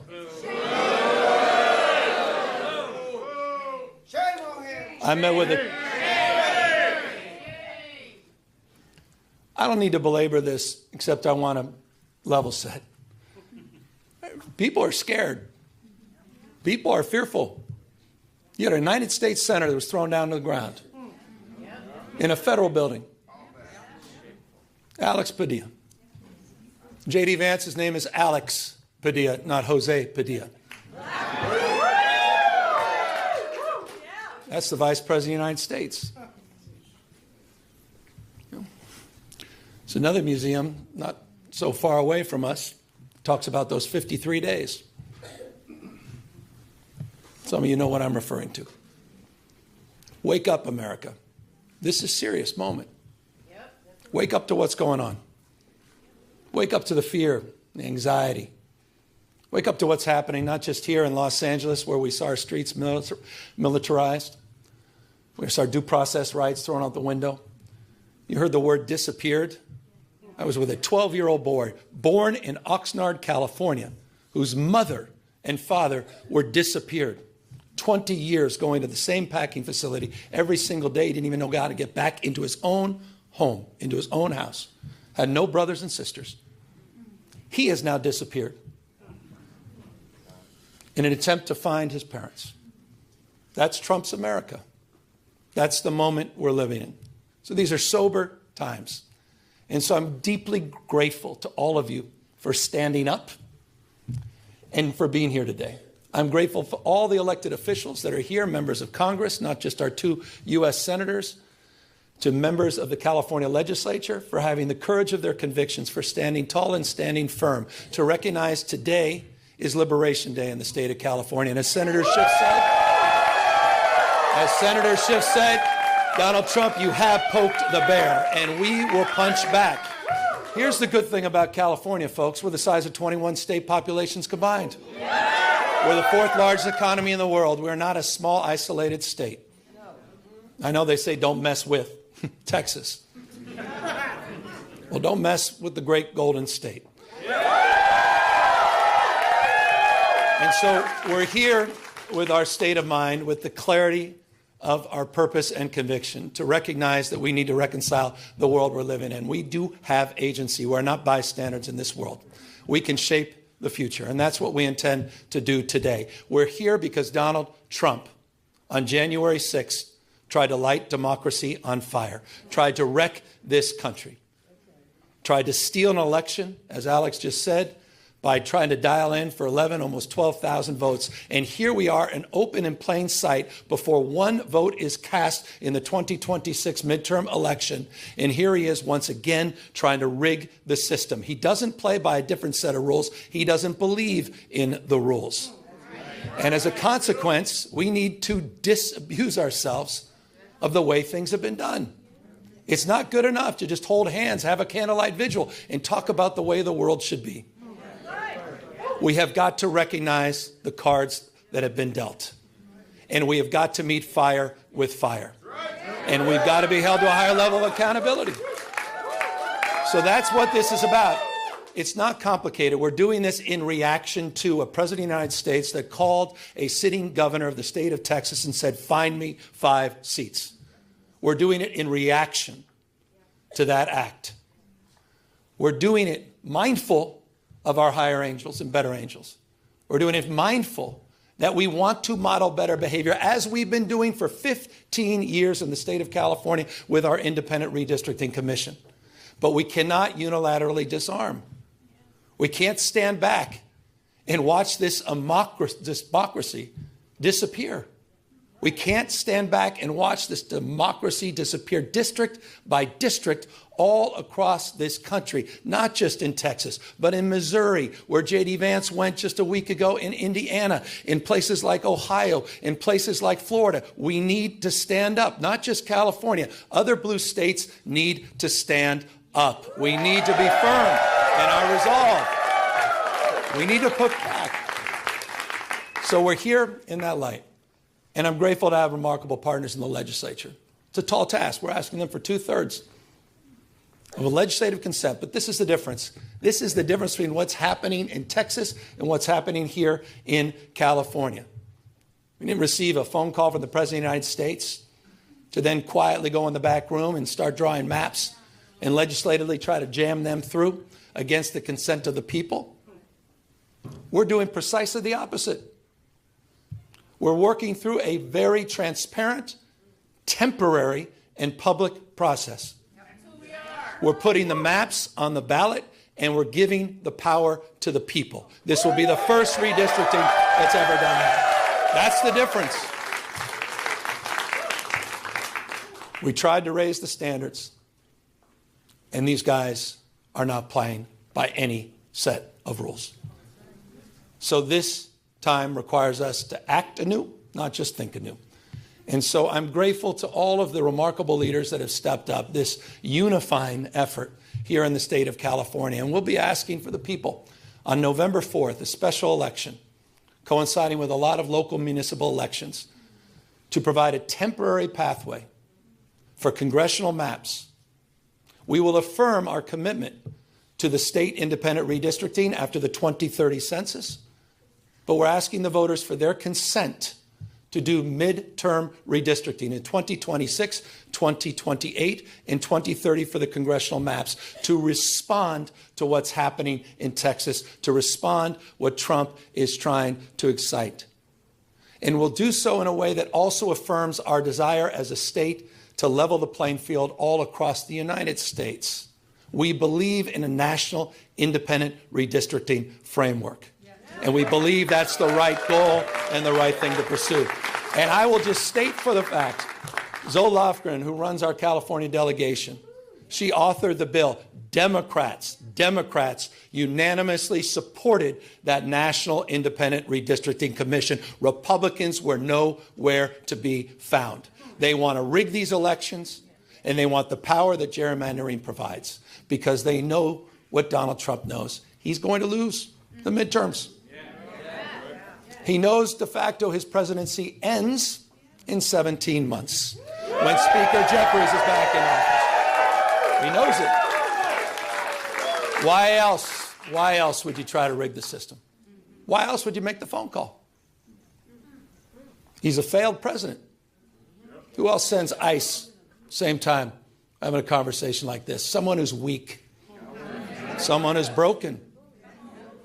Someone whose weakness is masquerading as strength. That's what he does. The most unpopular president in modern history. An economy that's collapsing all around him. You saw the new wholesale prices going up almost a full percentage point today. Inflation is going up. Job creation is going down. He's trying to rewrite history, Smithsonian, censoring historical facts. And in the spirit of what Adam Schiff said, he's trying to put America in reverse on voting rights, civil rights, LGBTQ rights, on women's rights. He wants to bring us back to a pre-1960s world. That's what this is all about. It's about power. And I want to end on this. And we are about to give power back to the people.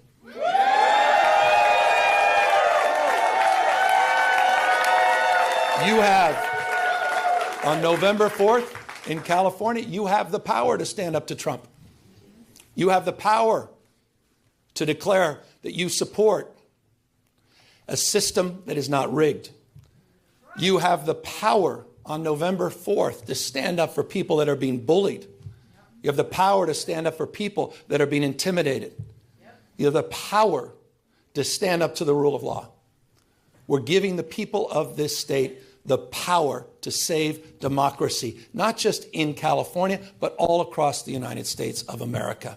I hope we are waking up to this reality. Wake up, America. Wake up to what Donald Trump is doing. Wake up to his assaults. Wake up to the assault on institutions and knowledge and history. Wake up to his war on science and public health. In his war against the American people. This is a guy who lays claim to want to get a Nobel Prize, sitting there and bending his knee to Mr. Putin. You have the power to straighten this out. And so I want to again just thank everybody for exercising not just their formal authority, yes, that's what we're doing, but also sharing their moral authority at this moment. I want to thank everybody for being here today. for being here tomorrow. And most importantly, we're counting on all of you on November 4th to be there for each other to win this election and stand up for our democracy. Thank you all very, very much. Thank you.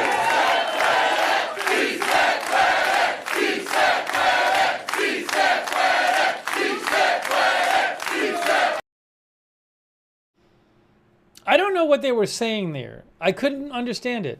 What were they saying? So that was, somebody will say in the chat, hey, Gavin Newsom, so that was him announcing that they're going to have this special election on November 4th, I think he said, in California, where citizens of California will be able to prove this redistricting plan that would go into effect. I know if Texas does it, theirs will go into effect. Somebody said they were saying Pizza Planet. Oh, si se puede? Si se puede. Yes, we can. Somebody said it was Pizza Planet. No, si se puede. So, again, they are doing this. They are proposing this redistricting plan in response to Texas doing it, and saying that if Texas changes their maps in the middle of a decade to give more House seats to Republicans, they will do it in California to give more House seats to Democrats. Now we'll see if other states jump in and do similar things. I don't know where this is going. I'm glad we got to that worked. I'm glad the video worked. Hang on a moment here. I got to fix something. Let's see, this is going to work. I got to remove that video there, because otherwise, I'm doing this in a little bit of a different way today because things are a little off that I have to fix some things after. Take some comments from you guys. And by the way, this is a shot of Anchorage.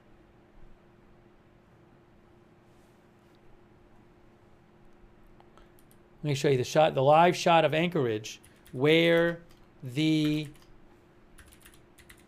summit is going to be tomorrow. We're going to have live coverage of the summit. Oops. Hold on.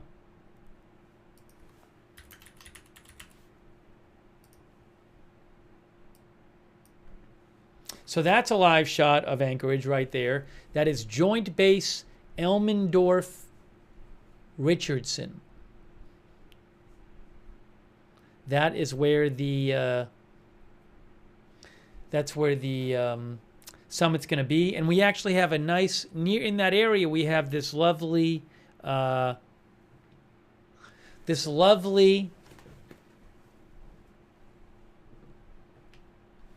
shot of Anchorage, Alaska, in the area of the base. How about that?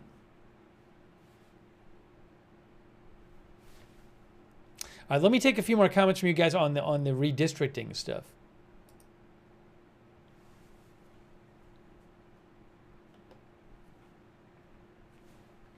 There. California is moving forward with a partisan redistricting effort to counter Texas's move. As I mentioned, this would go into effect only if a Republican state moves forward, and it would reign through the 2030 elections. Bluesy Girl says the people have the power. Pendergasted said America is now just what side can control the other side better. Facts no longer matter, only feelings.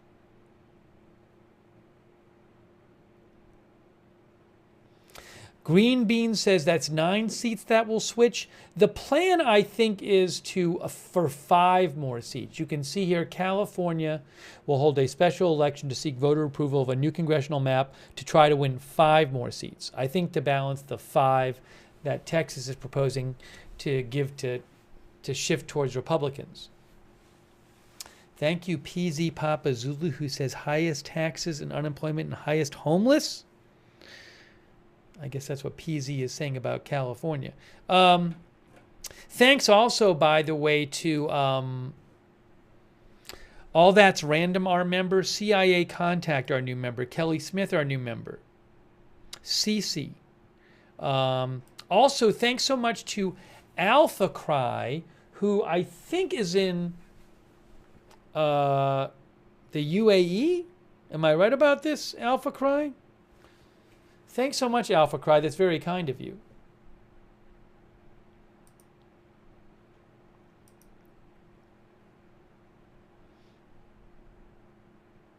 So this certainly is going to be a story we keep covering. We'll see if other states try to redistrict and how this might impact the election. But again, states didn't used to do it in the middle of decades. Maybe that's all changing.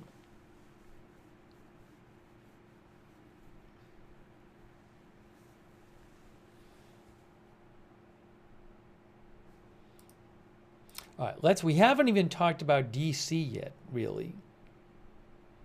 Neoconda likes the triple coverage. We haven't even talked about the DC thing, so I want to talk about that some. I also want to talk about the summit more. Yeah, let's just take a second and talk about the summit again a little bit, and then we'll talk about DC.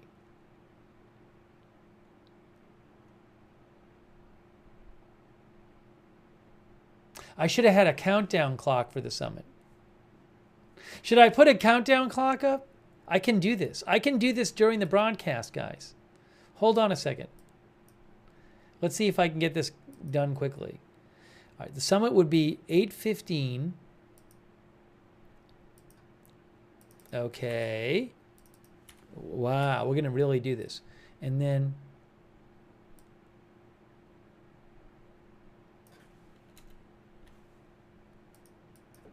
why is this being weird?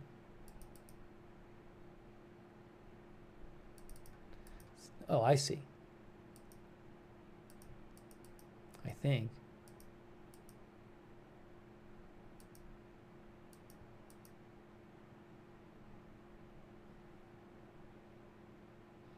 Oh, I'm sorry. I'm being an idiot.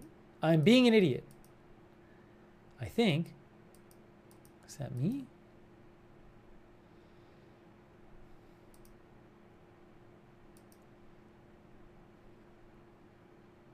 I think I fixed it. Okay. Oopsie.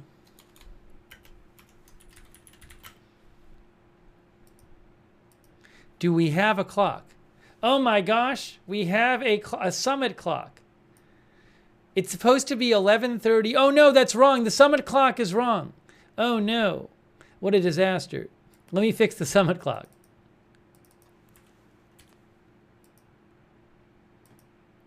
There it is. 21:18:04. That seems about right. Yes. So what I have to do now is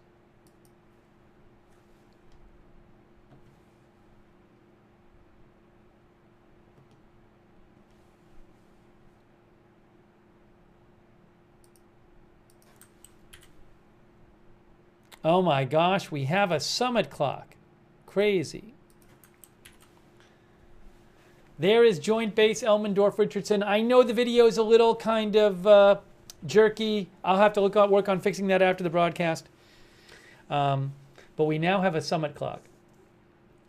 It's supposed to start at 11:30 local time, a.m., 3:30 p.m. Eastern time. There will be a press conference after it with Putin and Trump. We're going to cover it. Oh. Let me change the headline here.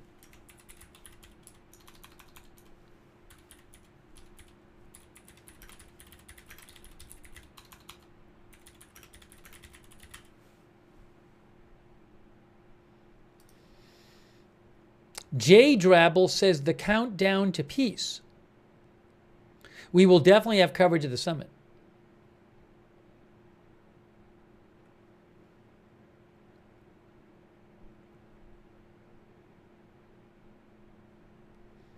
Pendergast thinks Trump and Putin will get angry that Ukraine won't give up land to Russia. Anyone else expecting anything different? I don't think we're going to stream all the way to the summit, but we'll come on before the summit starts. No, I'm not staying live until the summit.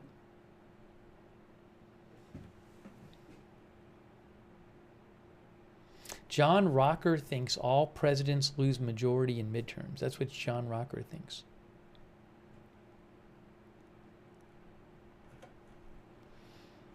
Let me check out something else about the summit.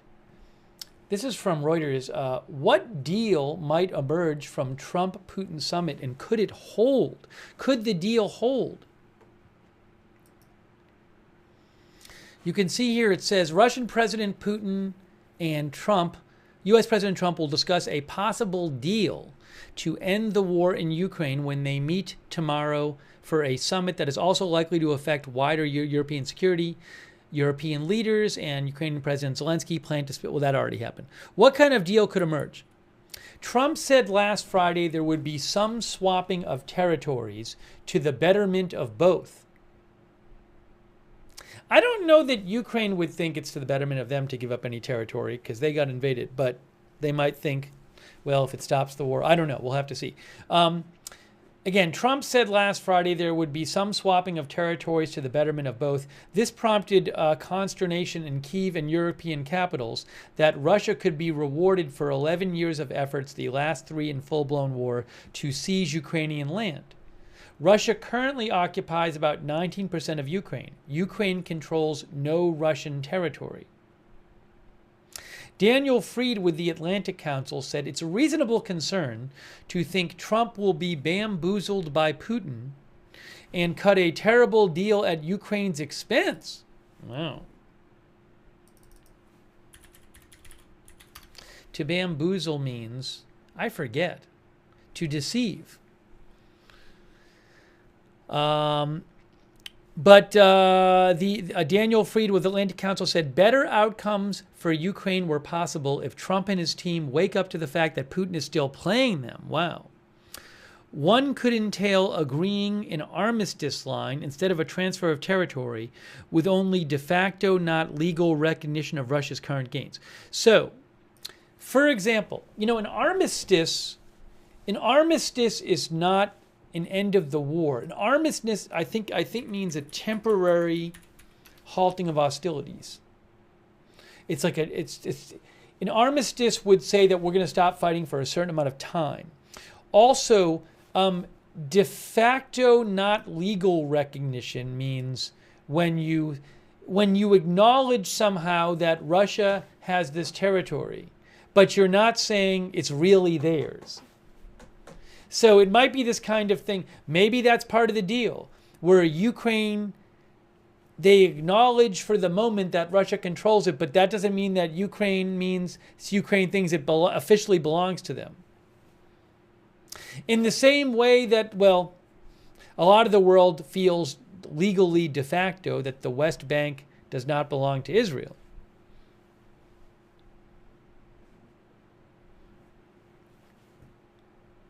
Any sustainable peace deal would also have to tackle such issues as future security guarantees for Ukraine. For example, as I mentioned before, Ukraine is not going to sign a deal if they think Russia is just going to use a ceasefire to rearm itself and then attack Ukraine a year or two later. So Ukraine presumably would want security guarantees. For example, I'm sure Ukraine would like some European soldiers stationed in Ukraine. Is that the kind of thing that Russia's going to want or even put up with? I don't know. Also, Ukraine's aspirations to join NATO. Some reports say Russia's going to insist that in any deal, Ukraine has to give up the right to ever join NATO. Don't know. The restrictions, Moscow wants Ukraine to limit the size of its military. Also, the future of Western sanctions on Russia will be part of the negotiations in theory. Trump has not commented on those issues since announcing the summit with Putin, though his administration has said Ukraine cannot join NATO. According to Reuters, diplomats say there's an outside possibility that Trump might instead strike a unilateral deal with Putin, just him and Putin, prioritizing lucrative energy contracts and potential arms control accords. So, that's this whole other possibility that maybe Trump and Putin, they reach some deal which is not about Ukraine.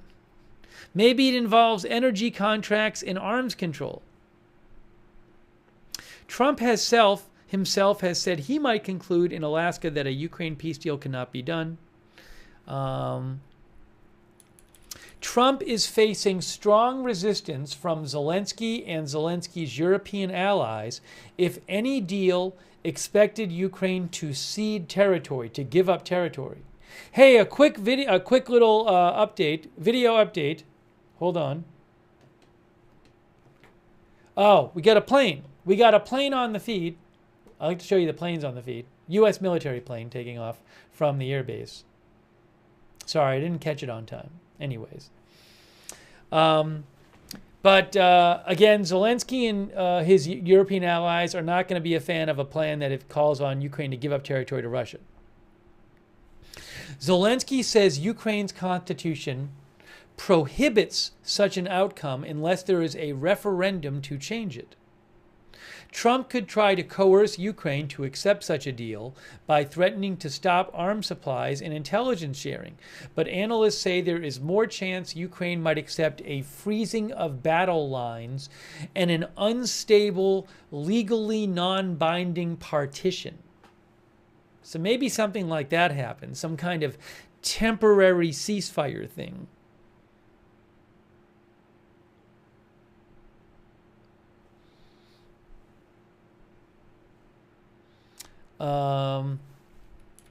How might a deal affect Trump's support at home? Reuters says there would be big political risks in the U.S. for Trump in abandoning Ukraine, said a former ambassador to Ukraine, John Herbst, with the Atlantic Council.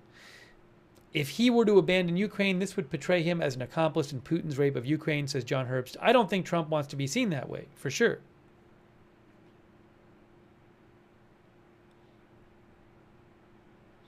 EU member states said on Tuesday that Ukraine must be free to decide its own future, and they were ready to contribute further to security guarantees for Ukraine.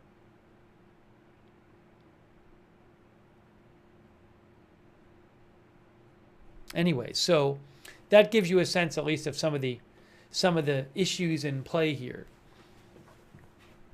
Robin Hood says a legally non-binding temporary partition does not sound like a lasting peace. Simon B. Pook thinks Trump wants a peace prize.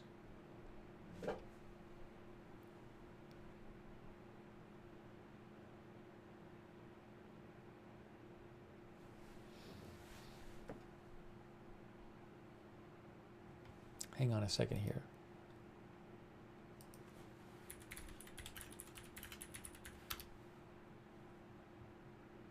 One of our viewers mentioned our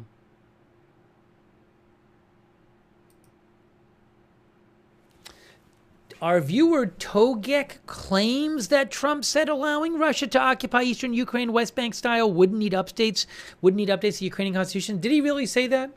So the Times UK had an article yesterday where they claimed that the U.S. and Russia were proposing a West Bank-style occupation of Ukraine.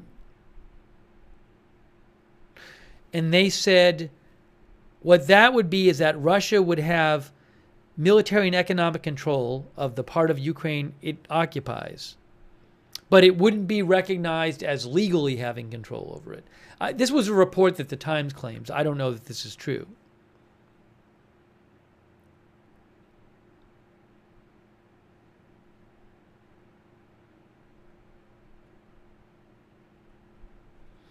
But the point is, maybe there's a world in which Ukraine says, like, we don't accept that these territories where the Russian troops are part of Russia now. But they agree for the moment to kind of let it slide in the interest of a peace deal. You see what I'm saying? So maybe, I don't know. There's all kinds of possibilities here.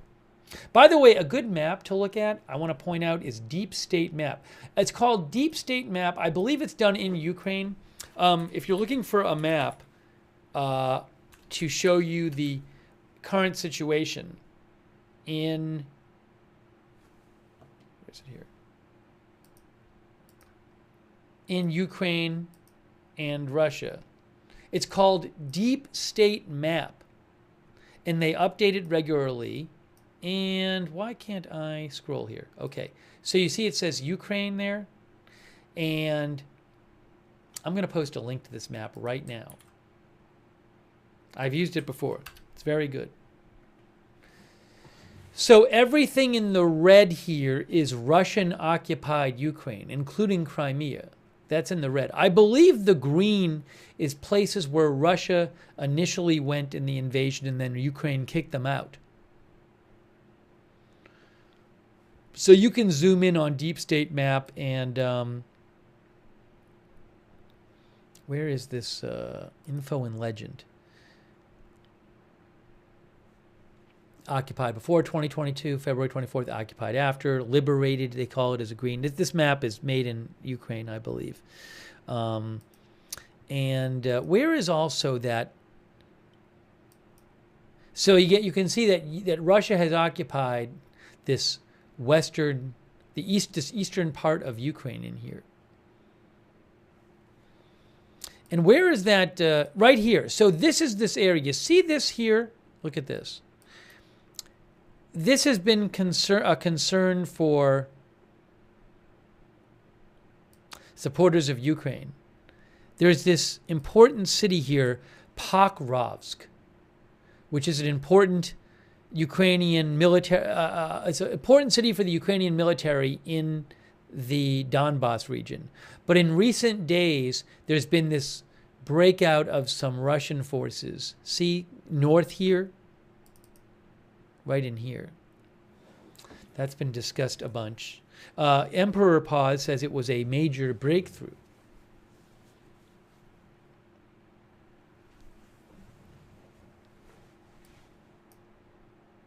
So that's been discussed a bunch lately. One of our viewers said a Russian plane is landing in Anchorage in 35 minutes. Zaria Rambo. Maybe we'll see if I don't know if we'll catch it on camera or not. But if we're on, we'll see if we can see it.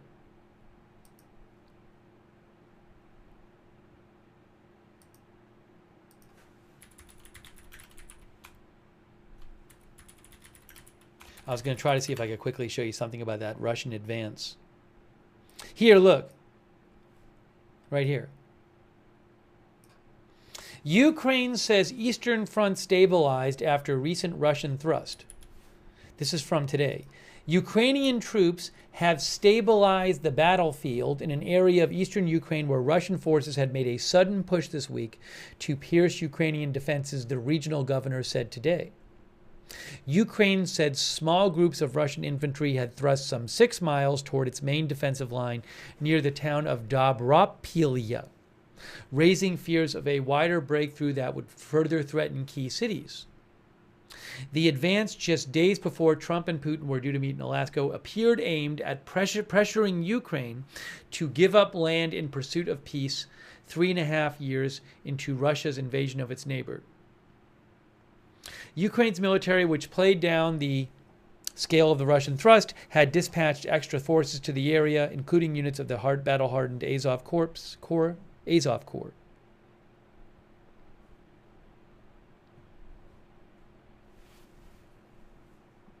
Thomas Darwin says Russia not stopping.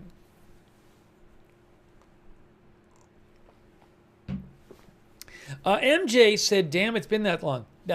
Yeah, this invasion of the invasion of Ukraine. I mean, Russia took over Crimea from Ukraine in 2014, but the invasion a few years ago of Ukraine, that huge invasion that including a march toward Kyiv, that was in February of 2022. It was 3.5 years ago. Remember, I think, World War II was about 5 years long, I think. But it's been 3.5 years. CIA contact says no magic wand is going to end this war. White supremacists, a special military operation.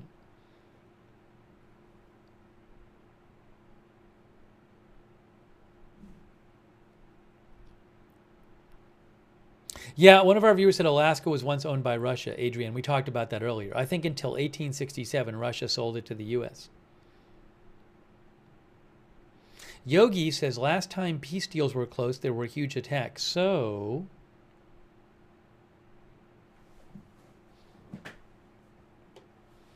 all right, so we should keep an eye on that plane that's going to land. Maybe we can see it landing. This is a Flight Radar 24 here. This is one of the several Russian flight squadron government planes that have been flying from Moscow to... This is about a 10-hour flight from Moscow to Anchorage. See, it starts all the way back here. You can see from Flight Radar 24. And this is due to land in about a half an hour. I got to refresh this page. Hold on.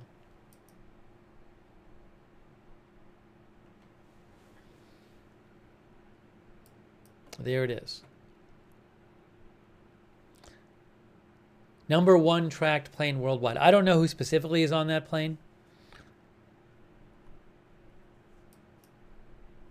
There it is. It's flying. You can see it flying on Flight Radar 24. We can even do 3D view. Oh my gosh.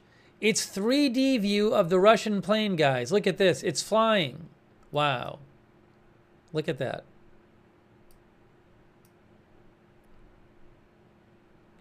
Courtesy Flight Radar 24. Anyways, we'll keep an eye out.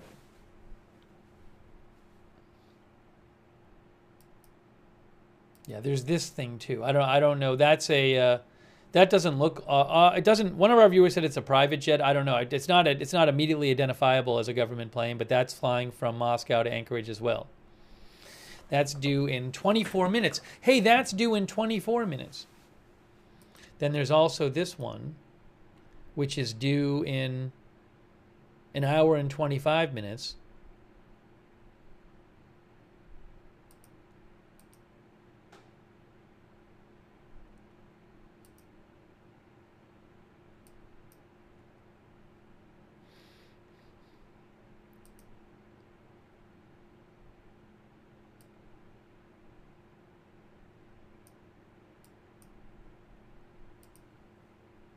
But there's the one that's going to land. Well, again, that one's in 30 minutes, and then this one here is in 22 minutes. Whoever's on that one.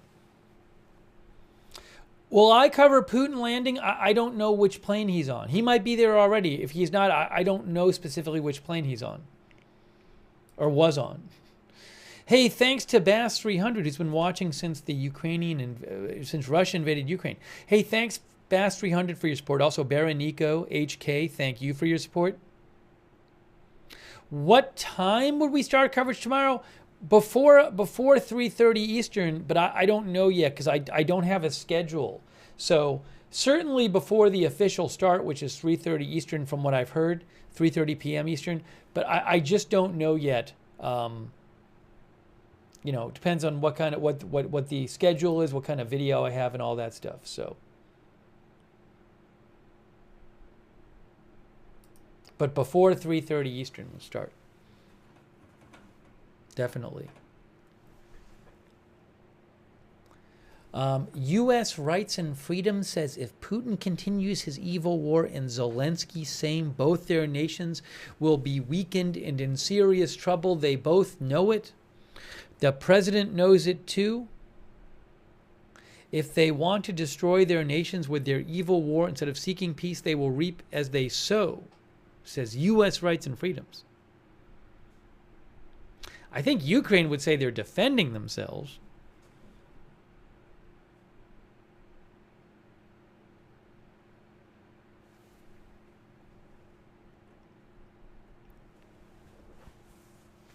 Austin Batman thinks Putin could be on this business jet that's about to land.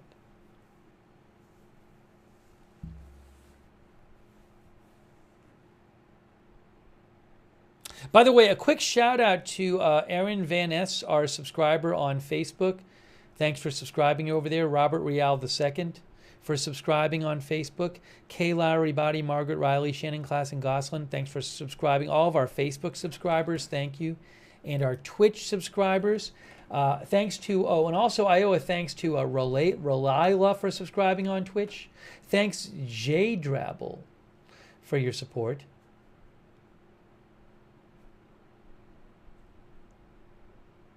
Jay Drabble, by the way, made some comments about Newsom. Jay Drabble thought Newsom seemed robotic and wooden.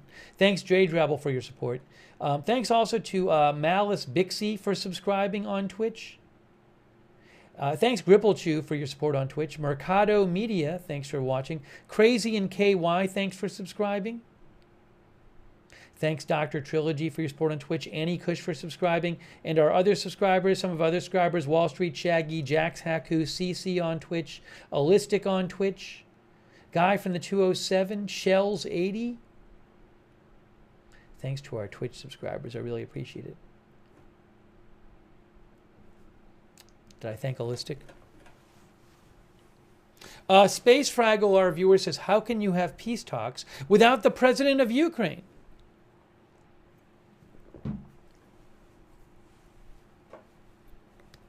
William Knight thought Newsom looked okay. All right, so we haven't even, this is supposed to be triple coverage. We're going to keep an eye on this plane. I mean, I don't know who's on it. This is supposed to be triple coverage, but we have yet to cover the third thing. We have not covered the third thing, which is the forces in D.C. What's going on in D.C.? We got to talk about that. The federal law enforcement. If you give me a second.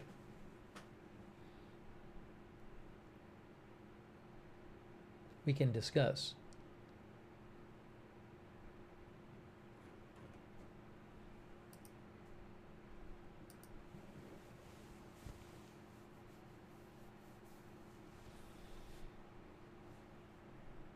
Hey, thanks, Mr. Rodriguez. That's very nice of you, Mr. Rodriguez. And Cleo Stitch Witchery, thank you. Did I thank Baronico? Thanks, Baronico. And PZ Papazulu. Okay, now.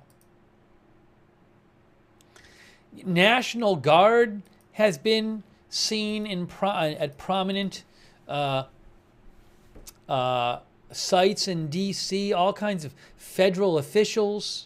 Federal law enforcement personnel in D.C.?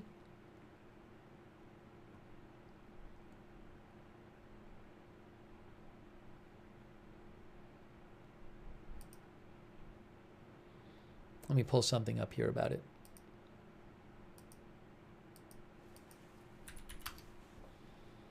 Sherry thinks it's martial law.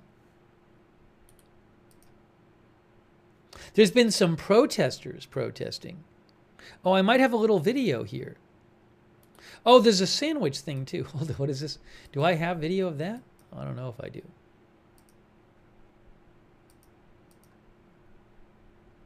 Give me 1 second here.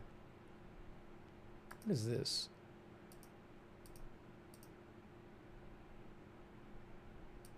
I think I have access to the sandwich video. We might have to show that.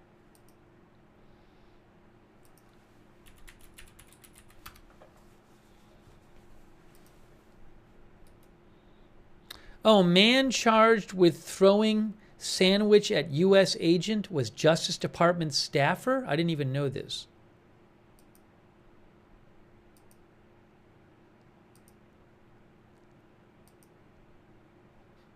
Hang on a moment. I'm pulling this up.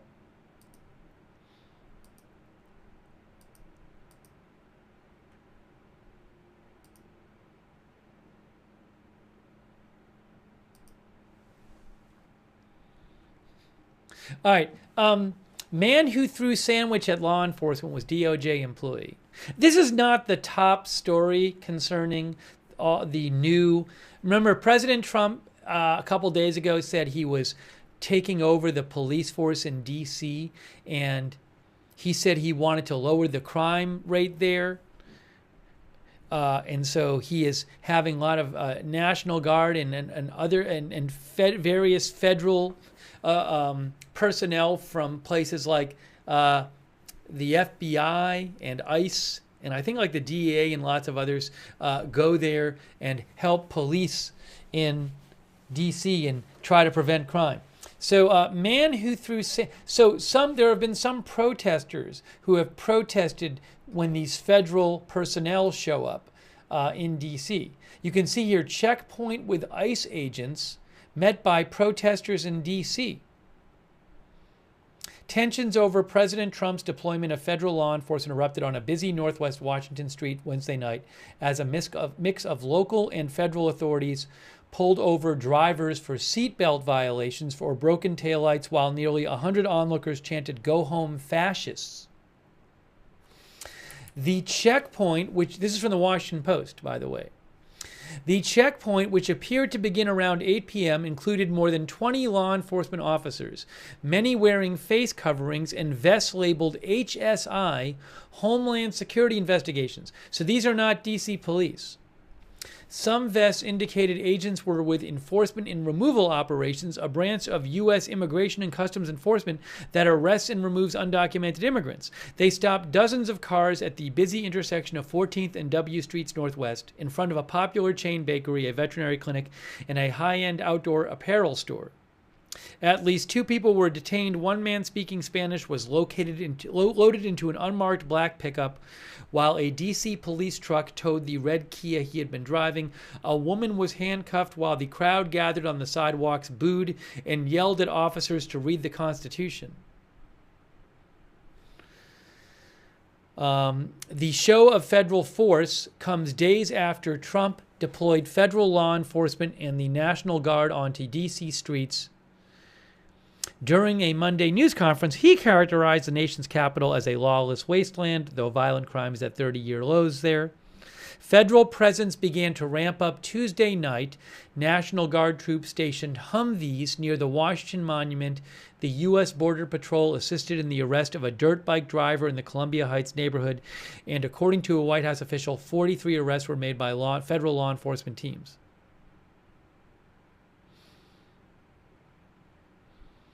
Let me see. I think I might have a video here I can show you regarding this. Protests break out at D.C. checkpoint with ICE agents.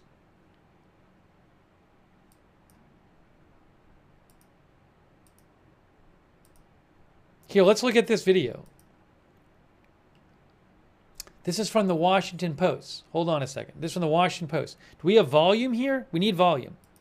Here is a Washington Post video.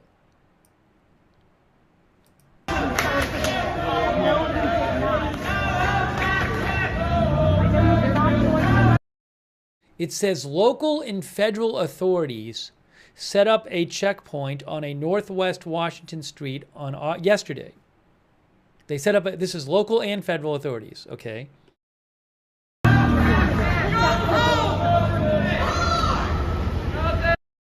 Dozens of law enforcement officers were present, some in face coverings and bulletproof vests.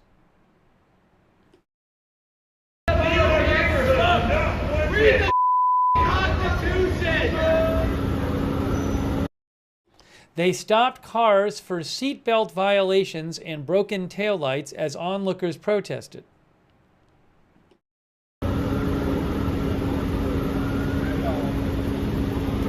What is wrong with you? On you? Shame on you! You think this country loves you so much? Crowds on the sidewalks booed and shouted at officers.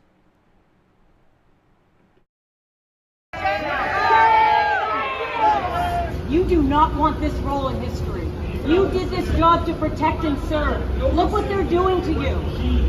This is the community. Under his. Okay, so that's an example of where federal law enforcement had gone out to conduct some operations last night, and protesters came out. There have been some other incidents where protesters came out as well. And one of those involved a sandwich, which we should mention. A sandwich.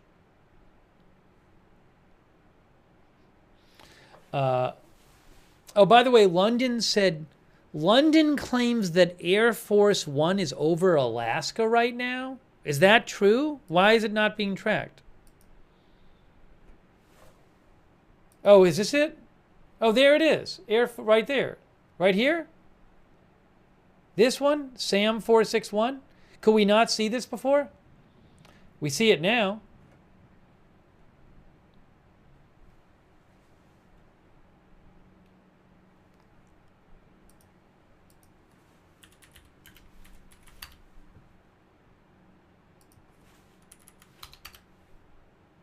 Is that Air Force One?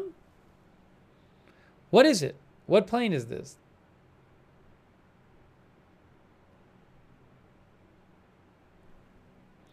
Knox says that it's not Air Force One. It is a U.S. plane, U.S. government plane.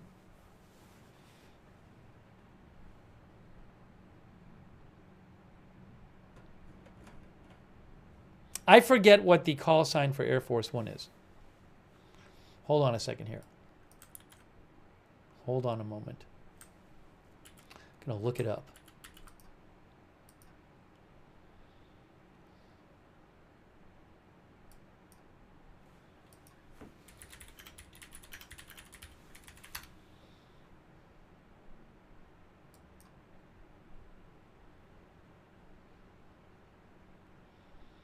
I believe it's an Air Force plane with secure communications. It's Rubio. One of our viewers thinks it's Rubio. Woo Foo Foo thinks it's J.D. Vance or Rubio.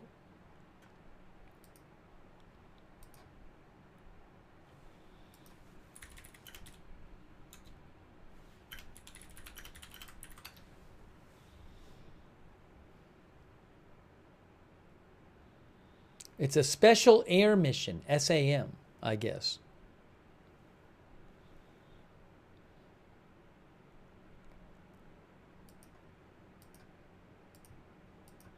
Okay, so this plane is right here. SAM 461. Oh, it's about to land. It's about to land right now. It's about to land right now.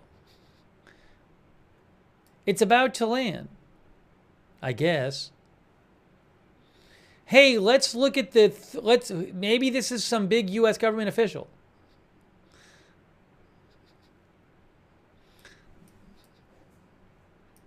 Hey, look, guys. It's 3D view.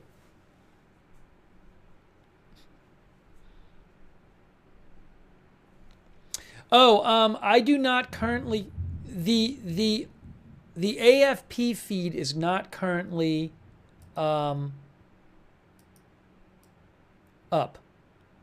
So I don't have the AFP feed. There's another feed up from the area, but they're not showing the sky right now.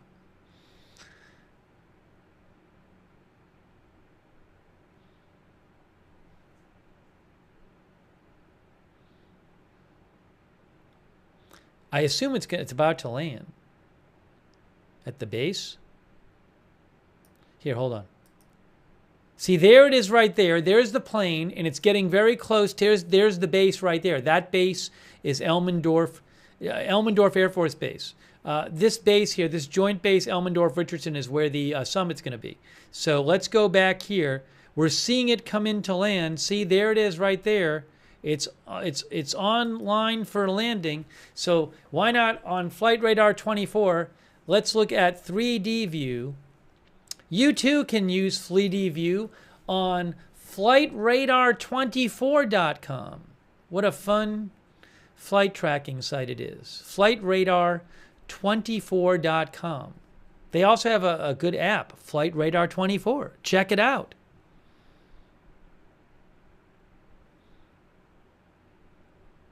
We may be watching a cabinet member land. Now, I don't think it suddenly turned like that. I think that's some kind of weird thing with the tracking. I don't think it really suddenly turned 90 degrees, guys.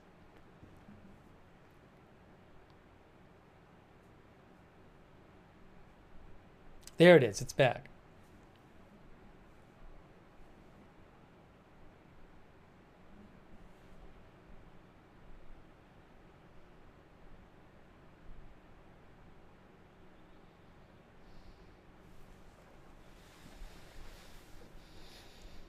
This is real live summit coverage. We're talking about the planes as they come in live.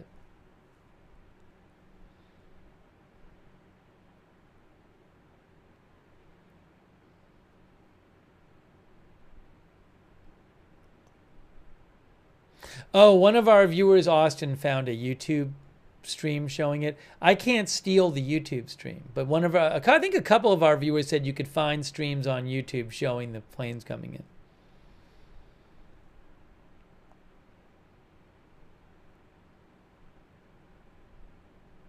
Guys, it's about to land. Again, I don't think it's actually turning that way that much. There may be some issues with the tracking. Miss Kitty says, I've landed there many times. Watch. I bet it's going to turn back in a second. Maybe imperfect tracking. Maybe the tracking doesn't work when it's that close to the base. I don't know. This seems like it's not actually happening right like this, though.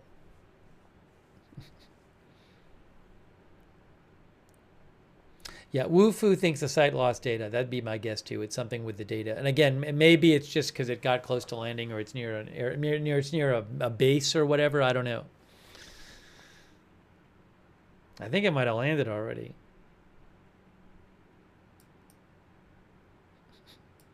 Yeah, this seems wrong. Let me go back to here. Yeah. Oh well, actually. The one, could it be going like this and coming around this way? Maybe that's how they do it. Maybe this is the pattern. I don't know. It seemed to be going straight for the runway here. My guess is that it's not even moving anymore. It must have landed. Must have landed.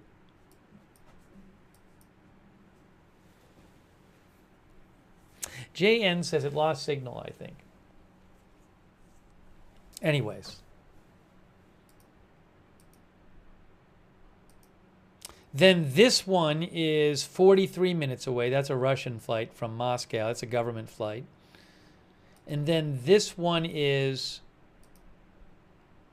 that's about 18 minutes away. Look at this one. We don't know who's on this one. This is from Moscow, but I don't know that it's not immediately identifiable as a government plane. Looks like a fancy small jet there.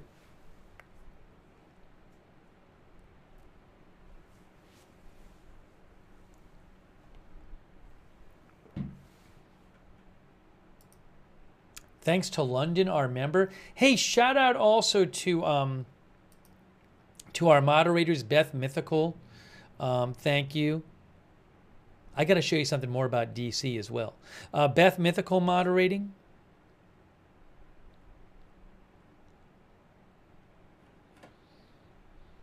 Also, 13 Alamo.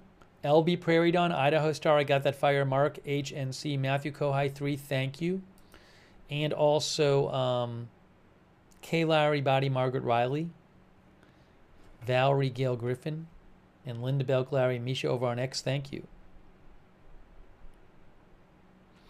Erin Van S says, I wonder how long the president will be on the ground in Alaska. Hours probably. Yeah, I don't know when Trump gets there. I have not seen a schedule for Trump specifically.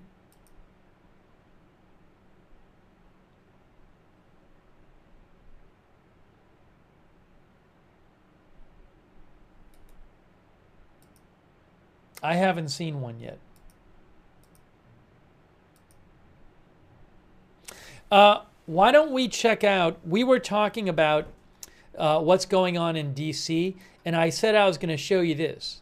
So we showed you a story from the Washington Post about how yesterday there was a federal law enforcement traffic checkpoint in D.C., and about 100 protesters came out to chant at the federal law enforcement. So I was going to show you this as well. This is, where is it? Right here.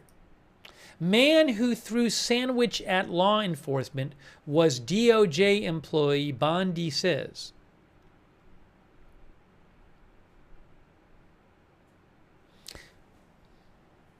Oh, the Janine Pirro.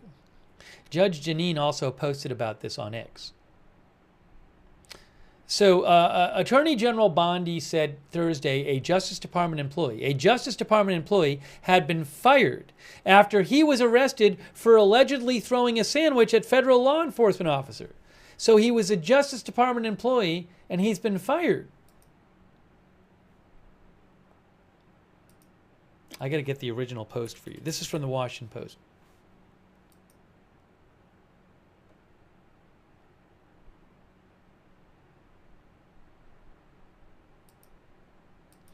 Yes, she said, let me show you what Pam Bondi said about this.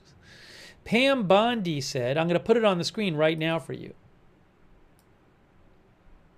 7 hours ago, the Attorney General.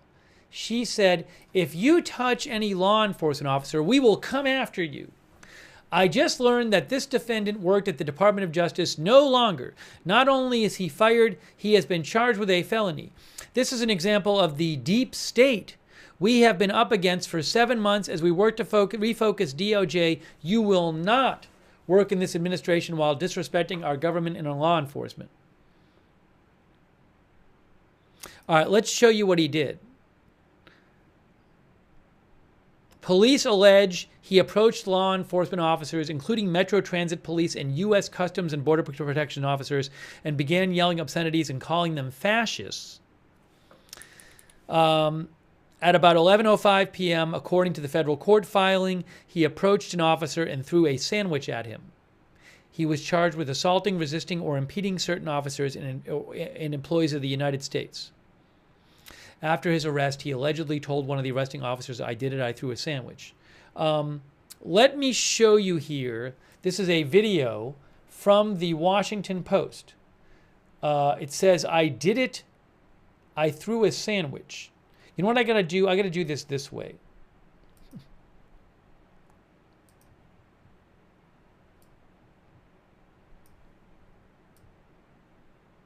See if this works. Okay, hold on. Let's see if this works. We don't need the live Anchorage up there. This is the Washington Post video.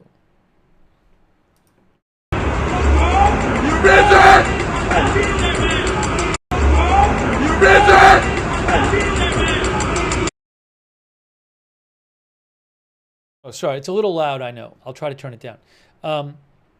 So there we see the guy.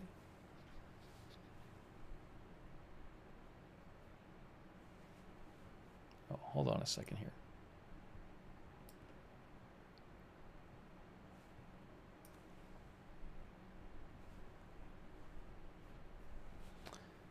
So there we see the guy in the face of law enforcement. I know it's a little loud, I apologize. I'm going to play it anyway.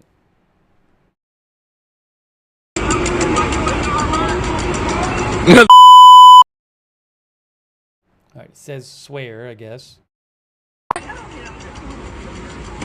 Oh! Oh! Oh!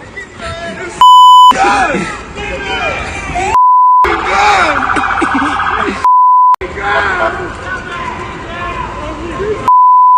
He cooked him! He cooked him!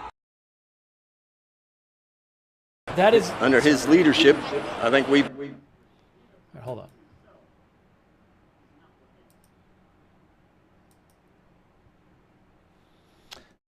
So again, that was via the Washington Post, and just to give proper credit, I want to give proper credit. That was from the Washington Post, and it says at the end, video journalist Adrienne Morales, video Cortez Dargan, via the Washington Post. And let me again show you here when he hit him with the sandwich.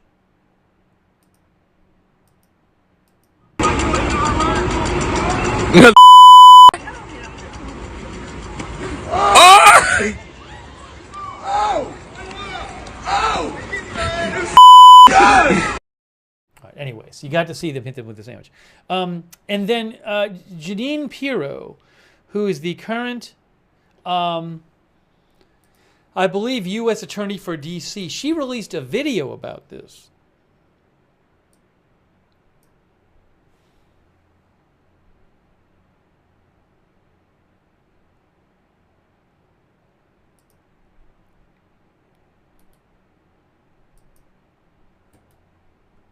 Was it a video? Where is it here?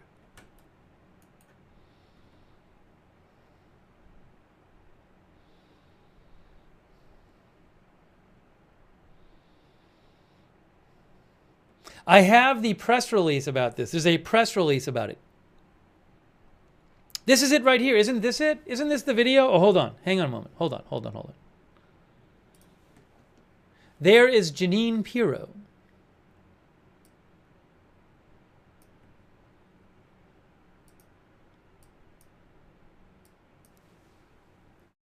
Has vowed to make these safe. Give me a second. I got to play this a different way. Give me 1 second. I'll play it a different way for you. Hang on. Things are a little... It's a couple technical issues on the broadcast I need to deal with after. But meanwhile...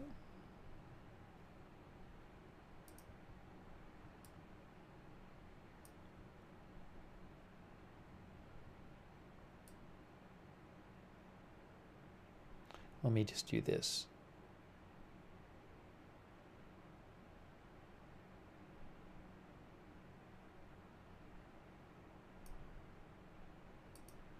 Hang on. We're getting this ready for you. So what we need to do is do this. I know it's blank. It won't be blank, though. It's not going to be blank for long. So this is normally not how I have to do this, but I'm just doing what I can to show you this. Okay. I think this might work.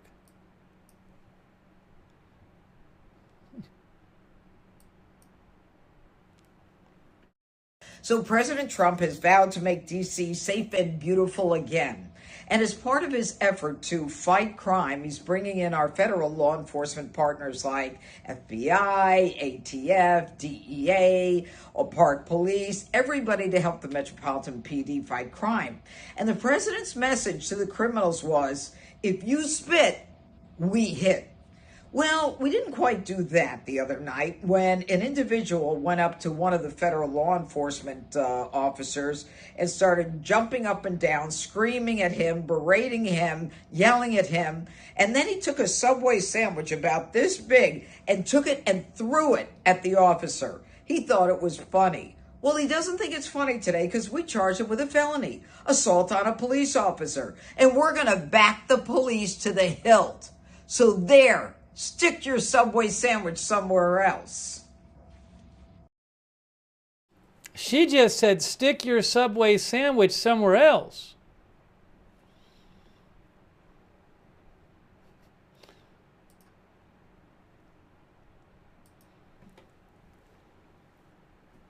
There's also a press release about this.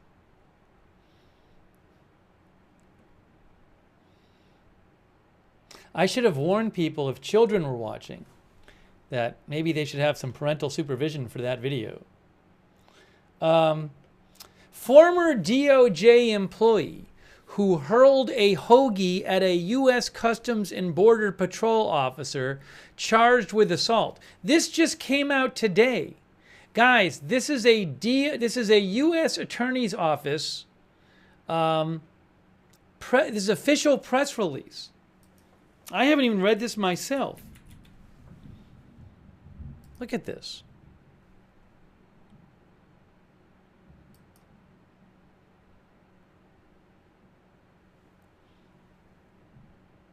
One of our viewers, P3, said the sandwich heard around the world.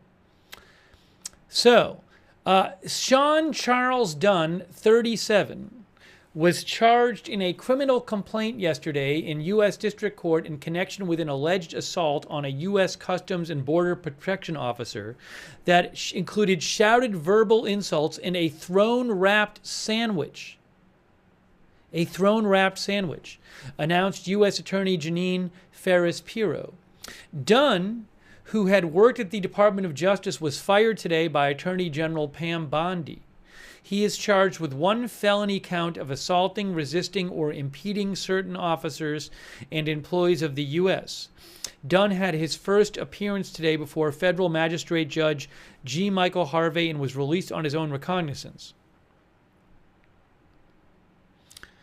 According to the charging documents, on Sunday, August 10th at about 11 p.m., Metro Transit Police and members of the U.S. Customs and Border Protection were patrolling on the 2000 block of 14th Street Northwest. Dunn allegedly approached one of the CPB officers, pointed his finger in the officer's face, and shouted, "Blank you, you blanking fascists, why are you here? I don't want you in my city."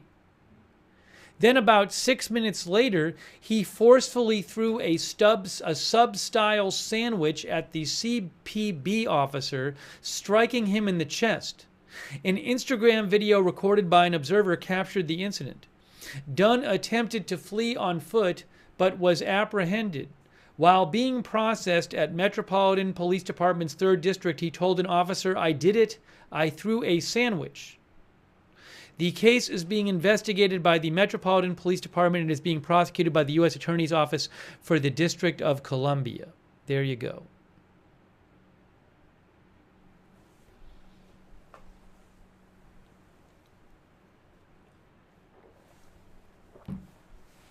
It actually uses the word hoagie in the press release. SDF says, "What a silly way of ruining your life."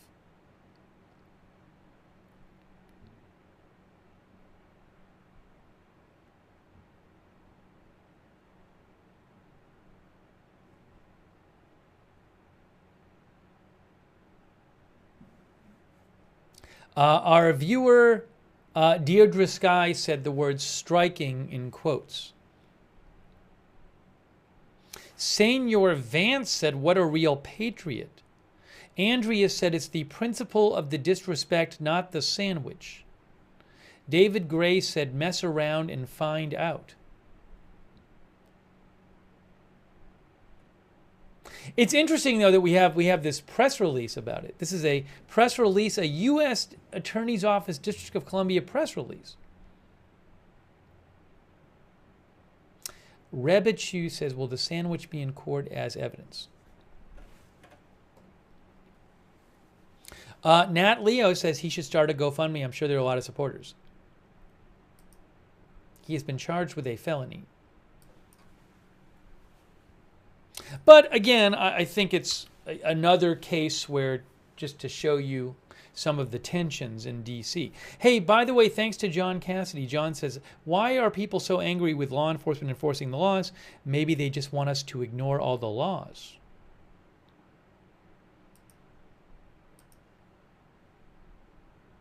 Thanks also, Golden Goose. Thanks, Golden Goose. And Vanish Parish, our new member. And Scoomdog, who appreciates the Summit Clock. Thank you again, London. Thanks, Pops1, our member. Thanks, Mr. Rodriguez.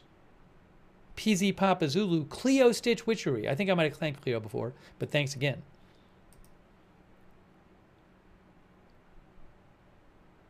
Now, this also happened today in terms of the D.C. increased law enforcement presence. Oh, there was video today of a homeless encampment getting cleared in D.C. And then also, hold on a second here. There's this.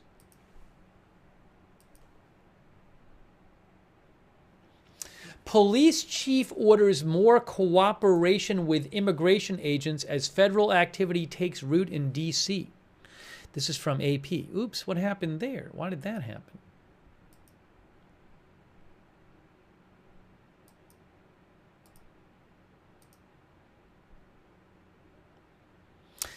This is a person. Well, I think the story talks about that person.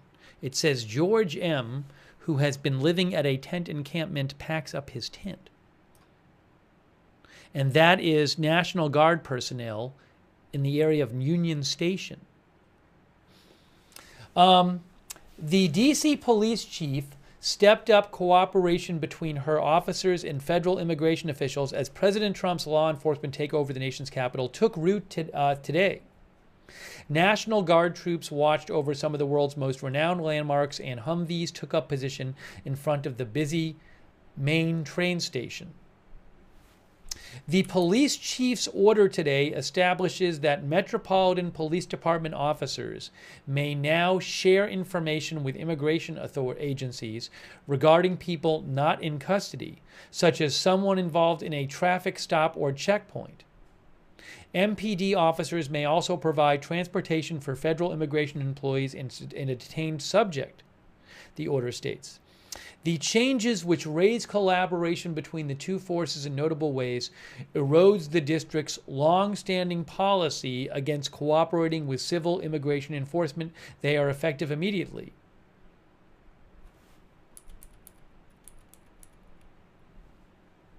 In a city tense from days of ramp-up toward federal law enforcement intervention, volunteers helped homeless people leave long-standing encampments. To where exactly was often unclear. Trump told reporters he was pleased at how the operation and now its direct link with his immigration control efforts was unfolding. He said, "That's a very positive thing. I have heard that just happened." He said of the police chief's order, "That's a great step. It's a great step if they are doing that." Today marked a notable and highly visible uptick in presence from the previous 2 days, says AP, in D.C. The visibility of federal forces around the city, including in many high-traffic areas, was striking to residents going about their lives. Trump has the power to take over federal law enforcement for 30 days before his actions must be reviewed by Congress, though he has said he'll reevaluate as that deadline approaches.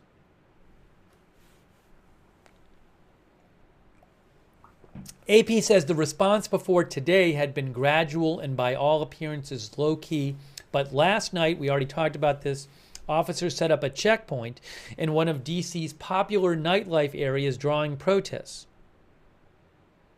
The White House said 45 arrests were made Wednesday night.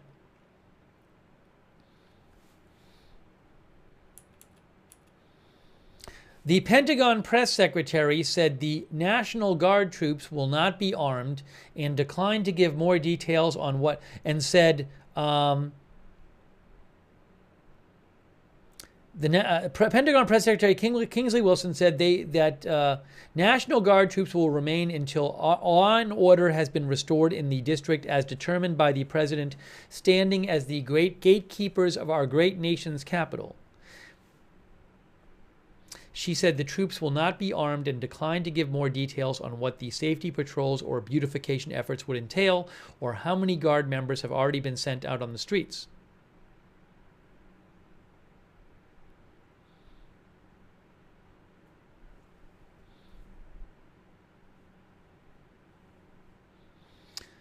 Trump denied that the federal law enforcement officials he sent into Washington streets to fight crime have been diverted from priority assignments like counterterrorism. He said he's using a very small force of soldiers and that city police are now allowed to do their job properly amidst his security crackdown. Oh, meanwhile, about a dozen homeless residents in Washington packed up their belongings with the help from volunteers. Items largely were not forcibly thrown out by law enforcement, but a garbage truck idled nearby. There is video from today. I don't have the rights to it, but there's video from today of some sort of trucks dismantling a homeless camp of some sort. Advocates expect law enforcement officers to fan out across D.C. in the coming days to forcibly take down any remaining homeless encampments. In Washington Circle, which still contains a few tents, city workers put up signs announcing general cleanup of this public space starting at 10 a.m. Monday. So that's something to keep an eye on. I wonder if I can find... Hold on.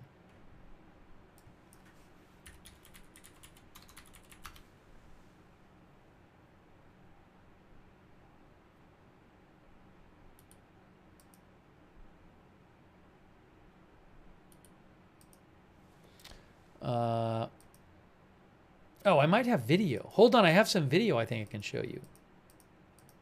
Oh, I have some video. Guys. It's always good to be able to show you a little video. All right, hang on a moment.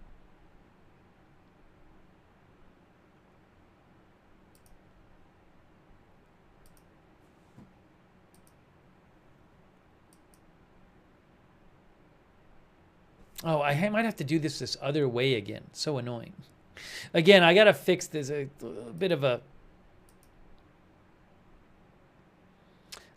a technical issue I have to fix after the stream is over. But I can still play these videos for you.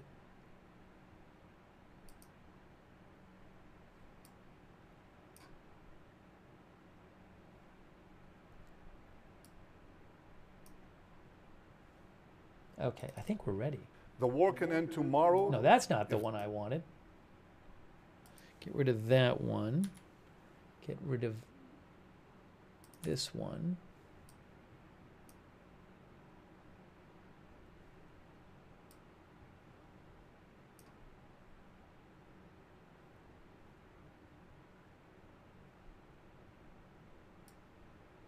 There, I got them both. Okay, here we go.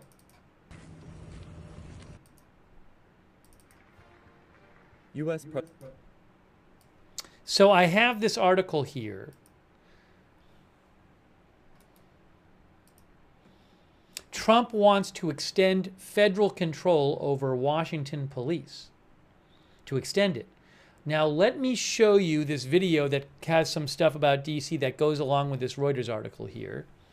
I'll do it this way.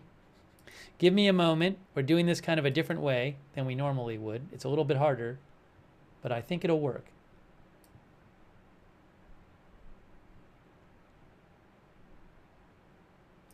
Okay, there it is. There's the video. So check out this video from Reuters that goes with that article.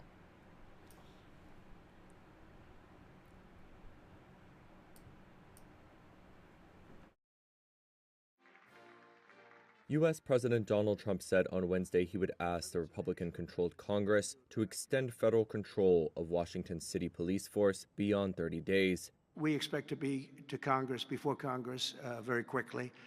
And again, we think the Democrats will not do anything to stop crime, but we think the Republicans will do it almost unanimously. So we're going to need a crime bill that we're going to be putting in, and it's going to pertain initially to D.C. It's almost... We're going to use it as a very positive example, and we're going to be asking for extensions on that, long-term extensions, because you can't have 30 days. That marks an escalation of Trump's campaign to exert presidential power over the nation's capital after he said on Monday he was deploying 800 National Guard troops to Washington and invoked the District of Columbia Home Rule Act to place city police under direct federal control for 30 days. A White House official said more than 1,450 law enforcement personnel were on patrol in Washington on Tuesday night, including hundreds of federal officers and agents from more than a dozen agencies. This video shows Immigration and Customs Enforcement agents arresting a man in the Capitol on Wednesday, as well as an ICE helicopter flying over the National Mall. Trump has painted a picture of D.C. as a city gripped by a wave of crime and pervasive homelessness, despite both federal and city statistics showing that violent crime there is on the decline. Without providing evidence, Trump claimed those numbers weren't true on Wednesday. You're going to see a big change in Washington crime stats very soon. Or not the stats that they gave, because they turned out to be a total fraud. The real stats, the stats went through the roof. You know, they had a man that was forced to put up stats like they were doing better. They're not doing better. Crime is the worst it's ever been, but it started as of about yesterday. You see a big change.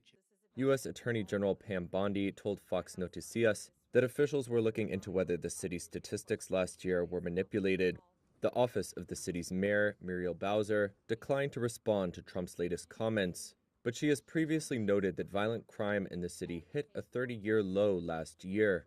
Any legislation to extend Trump's control over the police department would likely stall in the Senate, where Democrats can use procedural rules to block most bills. Trump told reporters on Wednesday that if Congress fails to act, he can declare a national emergency to extend the 30-day limit.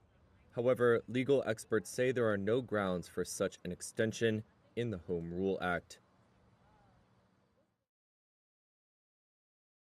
Okay, I have one other thing, another video with that article, a shorter video I want to show you as well. Let me see if I can pull it up here. Is this going to work? Let's see.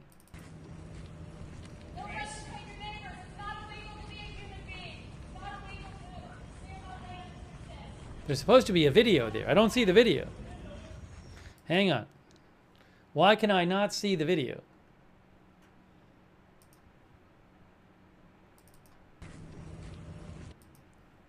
Now I can see the video. Here's the video.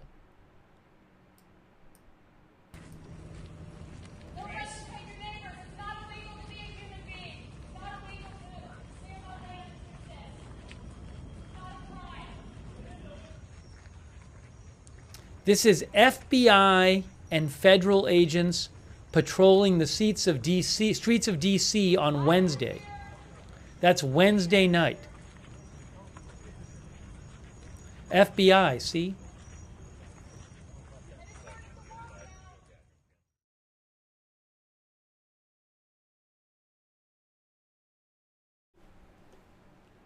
Okay.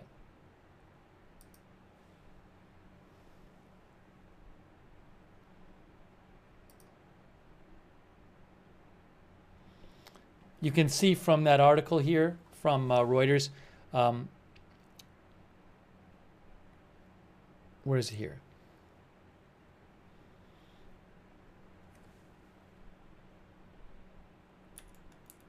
Hundreds of federal officers and agents from more than a dozen agencies have fanned out across Washington in recent days.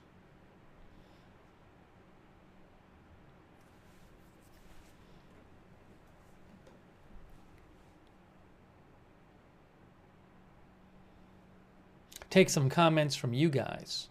We're going to take some comments from you.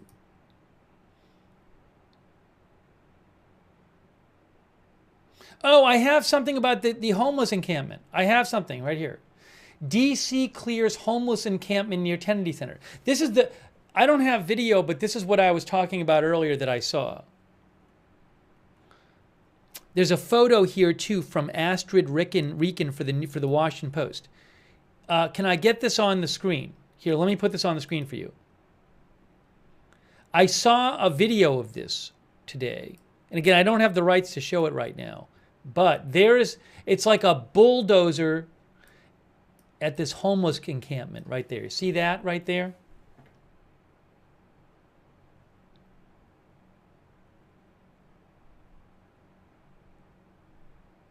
So the story is, let me just read this. I'll take some more comments in a second, but I did want to tell you more about this because I remember I saw it today. The story says members of DC's Health and Human Services team began clearing an encampment Thursday morning on a grassy no man's land near the Kennedy Center after giving residents a day's notice to remove their belongings. The clearing comes as the Trump administration has vowed to crack down on homeless encampments in the district and threaten to fine or arrest any individuals who refuse to be removed or placed in shelters.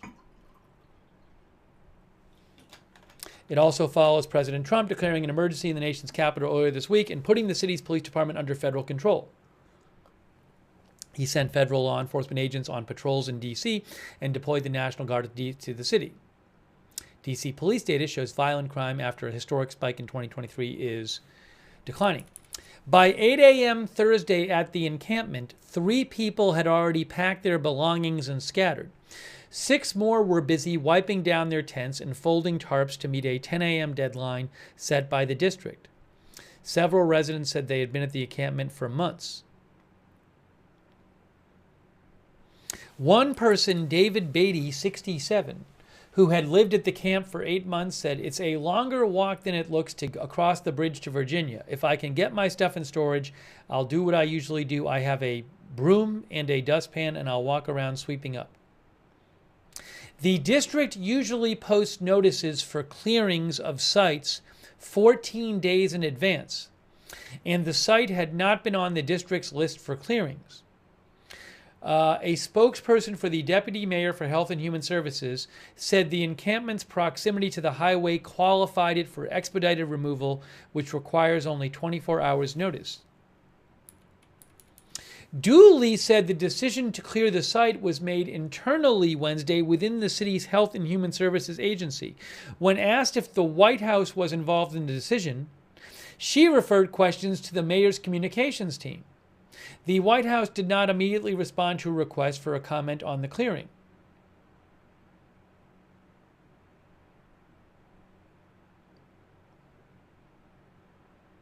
The clearings come as the presence of more federal law enforcement has become more visible in portions of the district.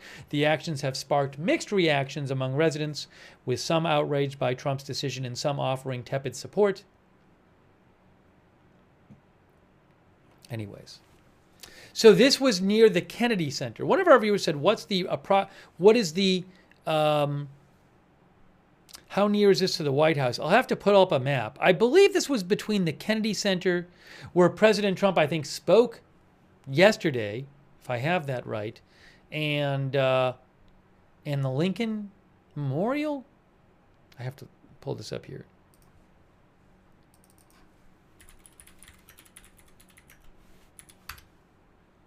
So the Kennedy Center is there. There's the Kennedy Center, and there's the Lincoln Memorial. Okay, so it's between them somewhere. It's in here somewhere. And the White House is here. So this would have been roughly, about a mile from the White House. About a mile from the White House. So you have Congress here, the White House here, the Kennedy Center here, Lincoln Memorial here, and somewhere in here is where that encampment was. I don't know exactly where. Somewhere in there.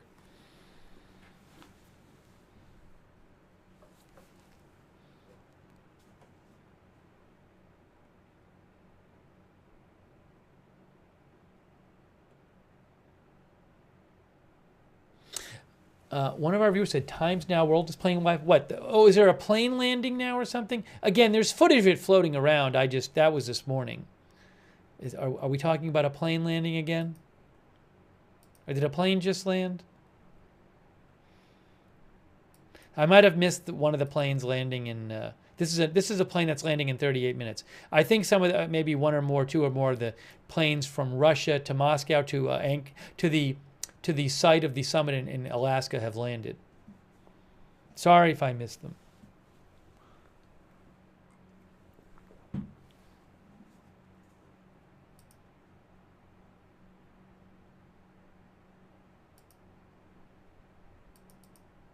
Sorry, why am I don't want to track that one. What's this one? Oh, that one was number 3 worldwide. How about this one? I don't know what the deal with that one is. Why is that being tracked?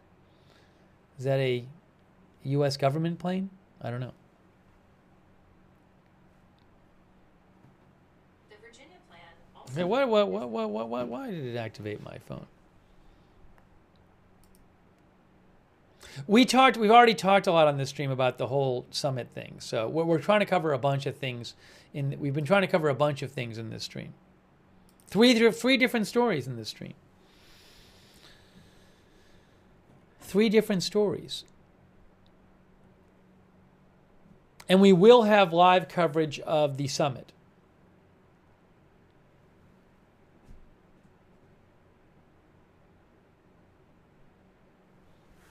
Chicago sports fan says of the guy who threw a Subway sandwich, it's not some serious assault.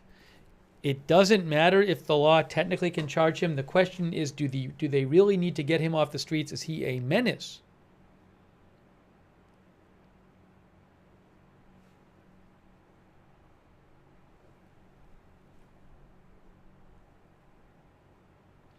Nicholas Sprouse says literally nobody goes to that area where the homeless encampment was. It's just some grass in between highways.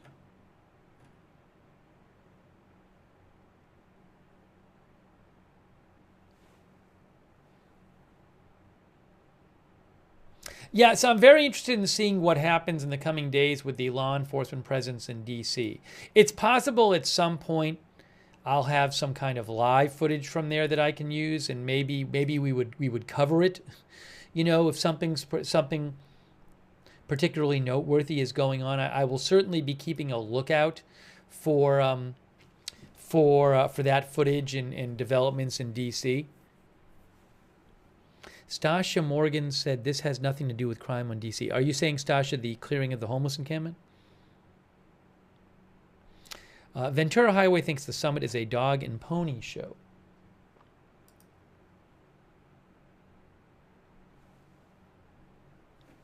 Beam Me Up thinks that person with the sandwich will be made an example of. Fred Flintstone thinks condoling what the sandwich thrower did is the mentality that got us in this situation. Pragmatic Centrist says today it's homeless, tomorrow it's me in my home.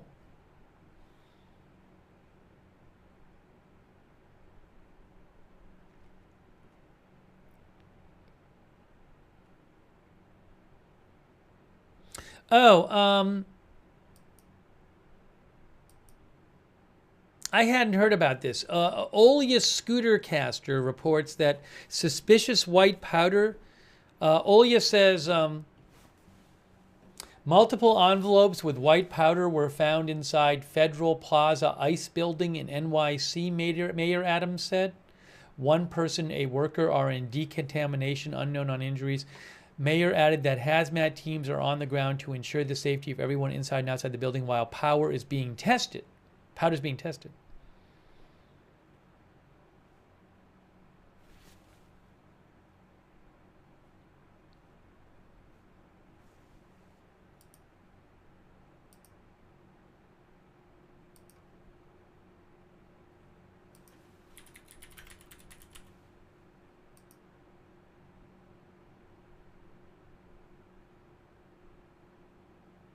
Here it is right here.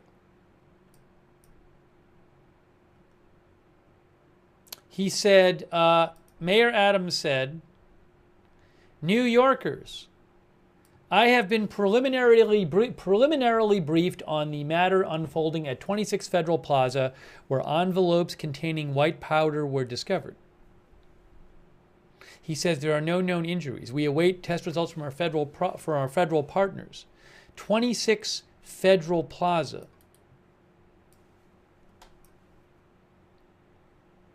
That's a building that houses DHS and ICE.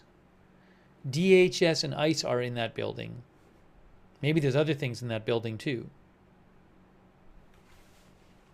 There's a federal immigration court in that building.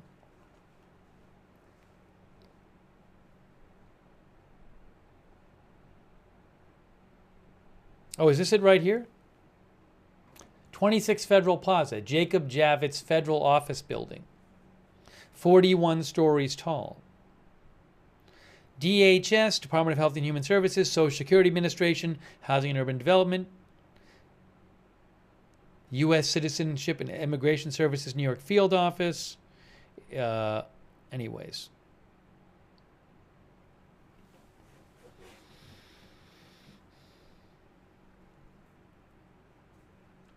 I have not heard that anything actually came up positive on that testing for a harmful material.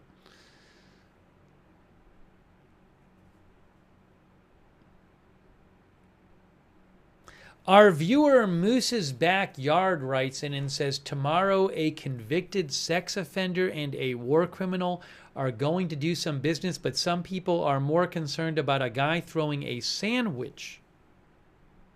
That's what our viewer Moose's Backyard said. Jonathan's back. Our viewer said, I got a bad feeling about this summit.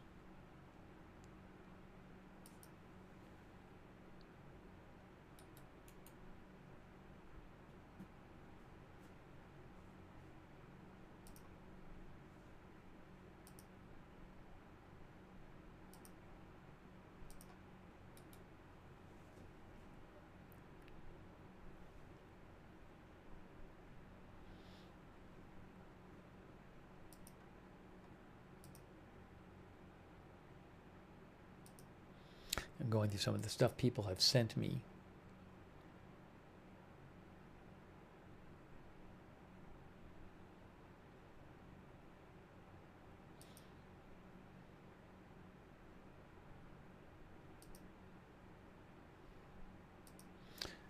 Oregon guy said the flight tracker, my FlightAware, said SAM 461 had arrived. We were looking at that plane earlier. Thanks for writing in.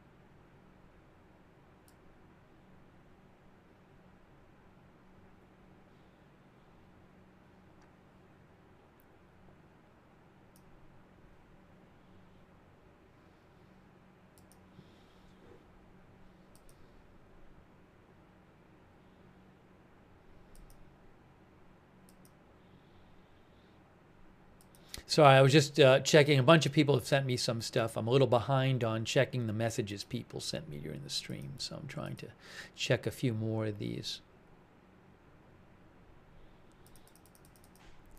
Oh, look, hold on a second. I have a live shot showing a plane. Was showing a plane. This is a live shot from, we've shown that before. It's the Reuters live shot from the site of the, it's from the base, the joint base Elmendorf. Isn't it Elmendorf-Richardson where the summit's going to take place? In Anchorage, Alaska. That's a live shot there. So we were looking at before. It had zoomed in on a plane. There you go. Joint base Elmendorf-Richardson. Hey guys, I think, we've covered those three stories.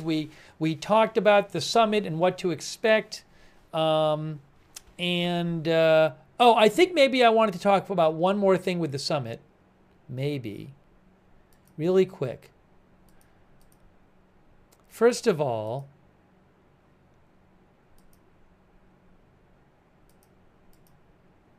I'd love to sum up the summit. That's like the last thing I want to do, is try to maybe do a really quick sum up of some things to look for at the summit.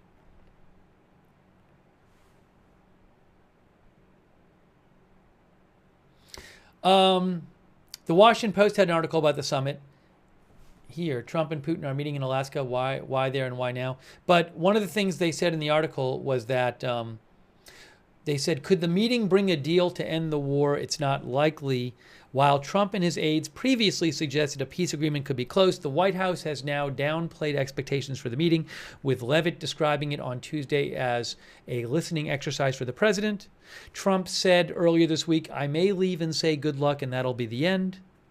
Zelensky and his European allies have rejected the idea of any deal being made without Ukraine. But there could be a meeting following this. Maybe it builds momentum to a second meeting, right? It'll be the first in-person meeting between the two since Trump was elected. It's also the first meeting between U.S. and Russian leaders since the invasion.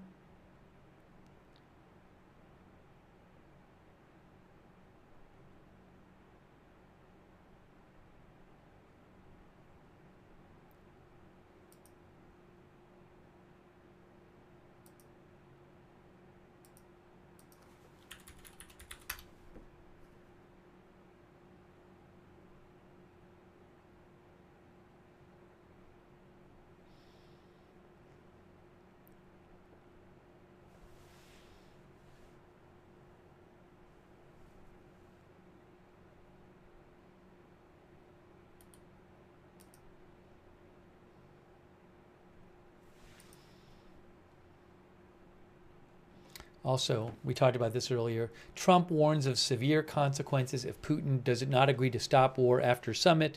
President Trump warned Wednesday that there will be very severe consequences if Russian President Putin does not agree to stop the war against Ukraine after the summit in Alaska.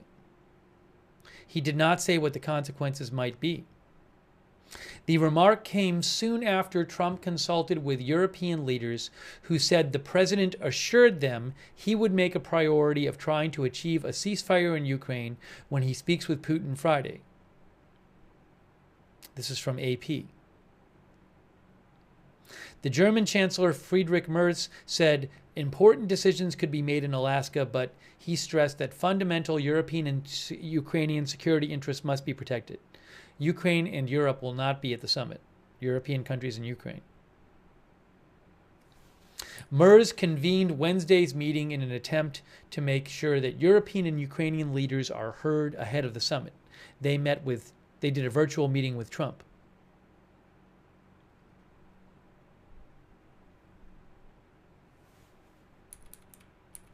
The French President Macron said that following the Friday summit, Trump will seek a future trilateral meeting, one involving Trump, Putin, and Zelensky.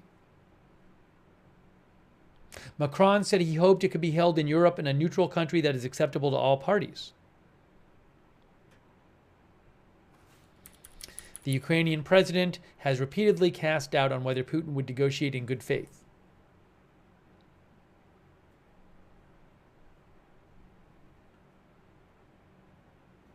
Trump has said he wants to see whether Putin is serious about ending the war, describing the summit as a feel-out meeting where he can assess the Russian leader's intentions.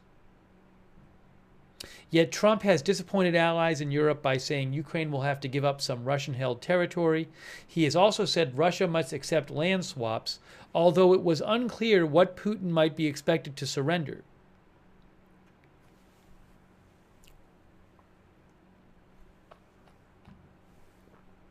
Trump said following Friday's summit, a meeting between the Russian and Ukrainian leaders could be arranged, or that it could also be a meeting with Putin, Zelensky, and me.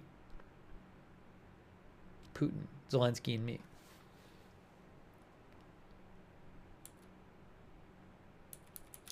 The overarching fear of many European countries is that Putin will set his sights on one of them next if he wins in Ukraine.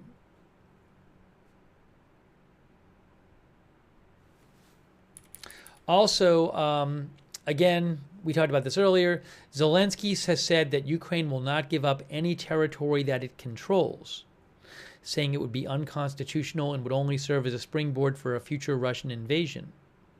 Zelensky said Tuesday Putin wants Ukraine to withdraw from the remaining 30% of the Donetsk region that it still controls.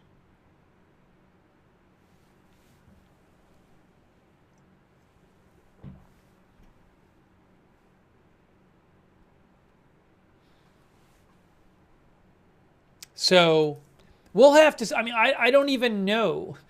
I have no idea. Are we going to hear, will there be any kind of specifics after the summit where Putin and Trump said, hey, we agreed on a framework of some things or not? I have no idea. Will they get into specifics? Will they say we have some proposal that we're going to bring to Zelensky now? Beats me. There's going to be a press conference, which should be really interesting. Let me take some comments from you guys. One of our viewers says, I dislike deplorables is their name. They say concepts of a plan.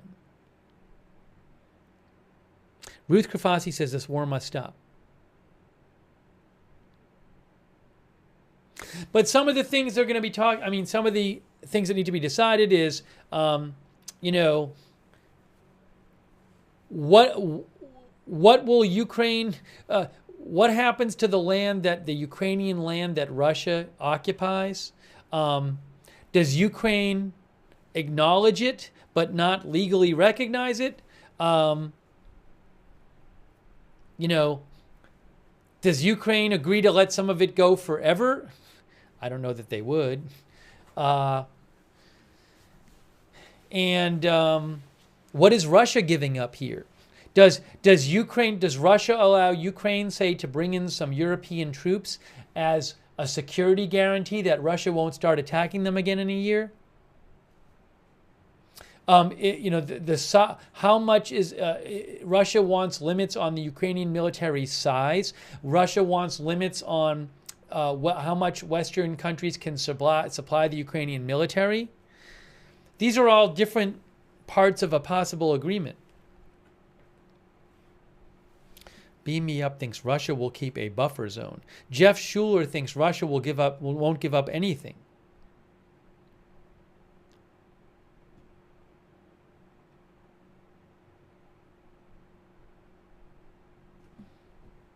Joan Denise says Ukraine has lost too much already. I guess they will fight to the death. Ghost King says give land and survive.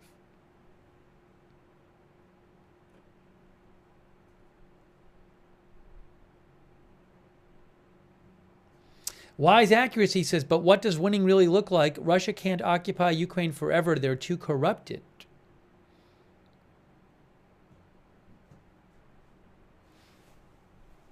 Charlana says, Putin will not surrender anything. It will be given to him. AD says, Russia has claimed more. The grim part is Russia has claimed more territory through half this year than they did all last year. The amount is still small, but Russia believes it's winning, and why should they stop? Lolly Lollipop says there are a lot of issues for these two to discuss. All right. Well, we've been trying to just talk about some of the basics that might be discussed. We'll have to see what happens. I think we're getting to the point where it might be around the time to wrap up this stream. But we're going to have live coverage tomorrow, guys. We're going to do full coverage, live coverage coming up tomorrow of the summit, which the official, from what I understand, the start time, in quotes. I think Putin and Trump have both been known to be late for things on occasion. But the official start time is supposedly 3:30 Eastern Time, 11:30 a.m. Alaska time, 3:30 p.m. Eastern Time. We'll come on before then. I'll just have to see, maybe we'll come on. I don't know exactly when. It depends on what's going on and all that. So, but we're going to be doing coverage. So I hope you can join us for our coverage of the summit tomorrow. And we will have coverage of the Trump-Putin press conference. Mike Pitrek said 3:30 p.m. Eastern, so 4:45. Jean-Paul Lachance thinks Putin will fly in tomorrow. I haven't heard anything about Putin getting there yet. But we'll keep an eye on this. Also, other things that might come up, we'll do coverage. And we'll certainly have more news coverage for you. But definitely planning on covering this tomorrow. If there's some big news tonight, we'll come on here and cover it. But I really appreciate you guys coming on and joining me for our... I should change the headline once again. Trump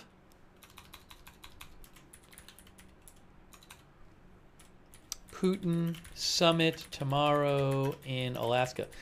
We have our countdown clock going. 1943. Hopefully right after this I can fix the video issue, so that'll be fixed for tomorrow. So we had three different triple coverage. Talked about the law enforcement presence in D.C., the federal law enforcement presence. We talked about Gavin Newsom and the redistricting movement in California now. We talked about that if you missed it, and we talked about the summit. Triple coverage here. So hope you can join tomorrow for our coverage of the summit. I really appreciate you guys being here. A lot of people have been letting me read your comments and writing in the chat and sending me updates, so thanks for that as well. If you'd like, subscribe, follow Agenda Free TV. We cover all kinds of live breaking news here without an agenda. Agenda Free TV. Turn on the notifications. I don't know when something big is going to happen, and I have to rush on the air, and I can't tell you in advance when we're going to be on the air every time. But you can sign up for our free notifications. They work awesome. You sign up once, you get sent a notification every time. We do it through Discord. The mods will post the link to the free notifications in the chat. In the description of this video on YouTube and Facebook, you can also find the link there, but make sure you sign up for the notifications. And I will post updates about this and other stories on my X account, which is @Lookner. You can follow me there, @Lookner on X. I will post the link in the chat. I don't know what to expect though. We'll see. I could see, we'll see if they get into specifics tomorrow or just said they talk in generalities.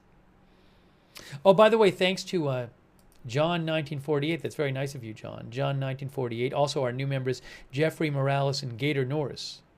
Also thanks PZ Papa Zulu. Thanks also. Oh, I want to shout out our moderators. Thanks for being here, moderators. You guys are awesome. They are the ones who allow us to even have chat rooms, and they keep things civil and respectful over there. Beth Mythical, Sabrina, Ruth Krafasi, for example, over there on YouTube. Roberts May Queen, and our other YouTube moderators. Thank you so much. Over on Twitch, LB Prairie Dawn, Idaho Star, Matthew Kohai 3, McBritches, Sarah. Thank you to all of our Twitch moderators and our other moderators who were there. Margaret Riley, Kay Lowry Body, Paul Anderson, Valerie Gail Griffin, Sandy Davis Hughes, Shannon Davis Hughes. Thank you so much for modding on Facebook. Linda Belg, Larry, and Misha over on X. Thank you, moderators. Thanks to everybody who donated too. That is super nice of you guys. Thank you so much. Your support is what allows this channel to exist. So I really, really appreciate that. I think, oh, you know what? I might have gotten behind on the Twitch thank yous. Oh, no. Shells80 on Twitch. Thank you. CC143 on Twitch. Thank you. Edu Makashun on Twitch. Thank you. TechSlug. I owe a thanks to. Thanks, TechSlug. Very kind of you. TechSlug says, you spit, we hit, you sandwich, we book. Thanks, Malice Bixie, for subscribing as well. And Jay Drabble, thanks for your support. And if you ever want to donate, you can go to agendafree.tv, agendafree.tv. But huge thanks for your support for the channel. So nice of you. I really appreciate it. And by the way, another good way to find out when we're live is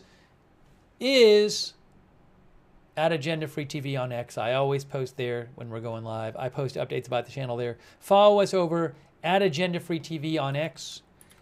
Also, we have a chat. You can chat with our fellow viewers, for free over on Discord. A lot of our viewers like doing that. It's the same link as the link to the notifications. Check out our Discord chat. And thanks so much to our Discord mods for all you do. Really appreciate it. Discord mods, thank you.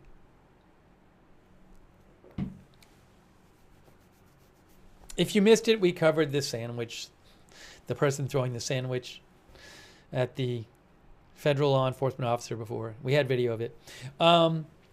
Let's see. I wanted to mention, for those on YouTube, I would suggest turning on the YouTube notifications as another good way to find out when we're live. It's a little funky how to do that. If you want to turn on the YouTube notifications, here's what you need to do. Is you need to subscribe to the channel, and then you click the notifications bell and choose all notifications. So again, subscribe, click the bell, choose all notifications. That's how to turn the notifications on. We saw some neat planes landing at the base earlier. Hey, thanks to our Twitch subscribers for supporting the channel. Tatermong and Miles Bixie, Wall Street Shaggy, Sarah, McBritches, CC, Massachusetts guy, Shells 80,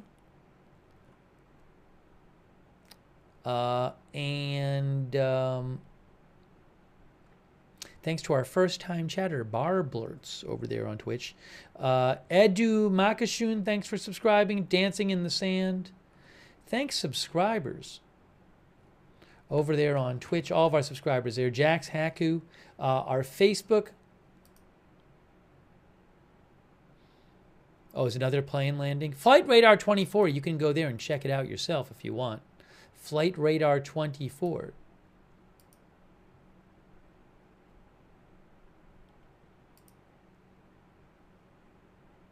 This plane from Russia over there is going to land in about 14 minutes. Russia Special Flight Squadron. Who knows who's on it? Maybe government people. Thanks so much for subscribing on Facebook. Robert Rial II, Margaret Riley, Aaron Van Ness,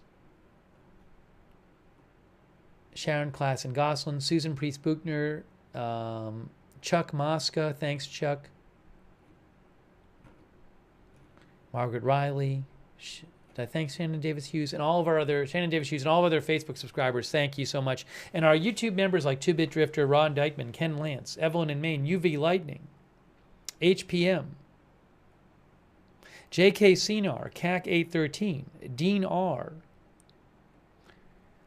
David Davis, Red Girl, Lolly Lollipop, Jen's Crunchy Vax, John Flick, thanks for being members. Magna Carta, Chris N, Beazle, Bluesy Girl, Flojo Tube, Eddie C, Jean-Paul Lachance, Songbird, Dean R.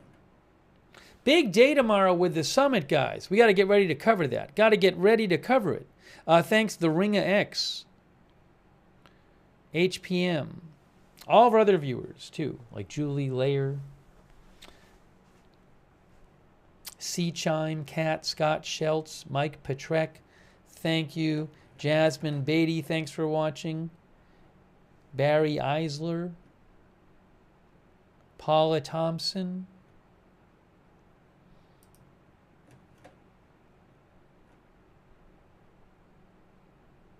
Girth Brooks, thank you for watching. All right, guys, so we're wrapping this up. Thanks so much for joining me for our live triple coverage. And hopefully you can join tomorrow, and we'll check out what happens at the Trump-Putin summit tomorrow in Alaska.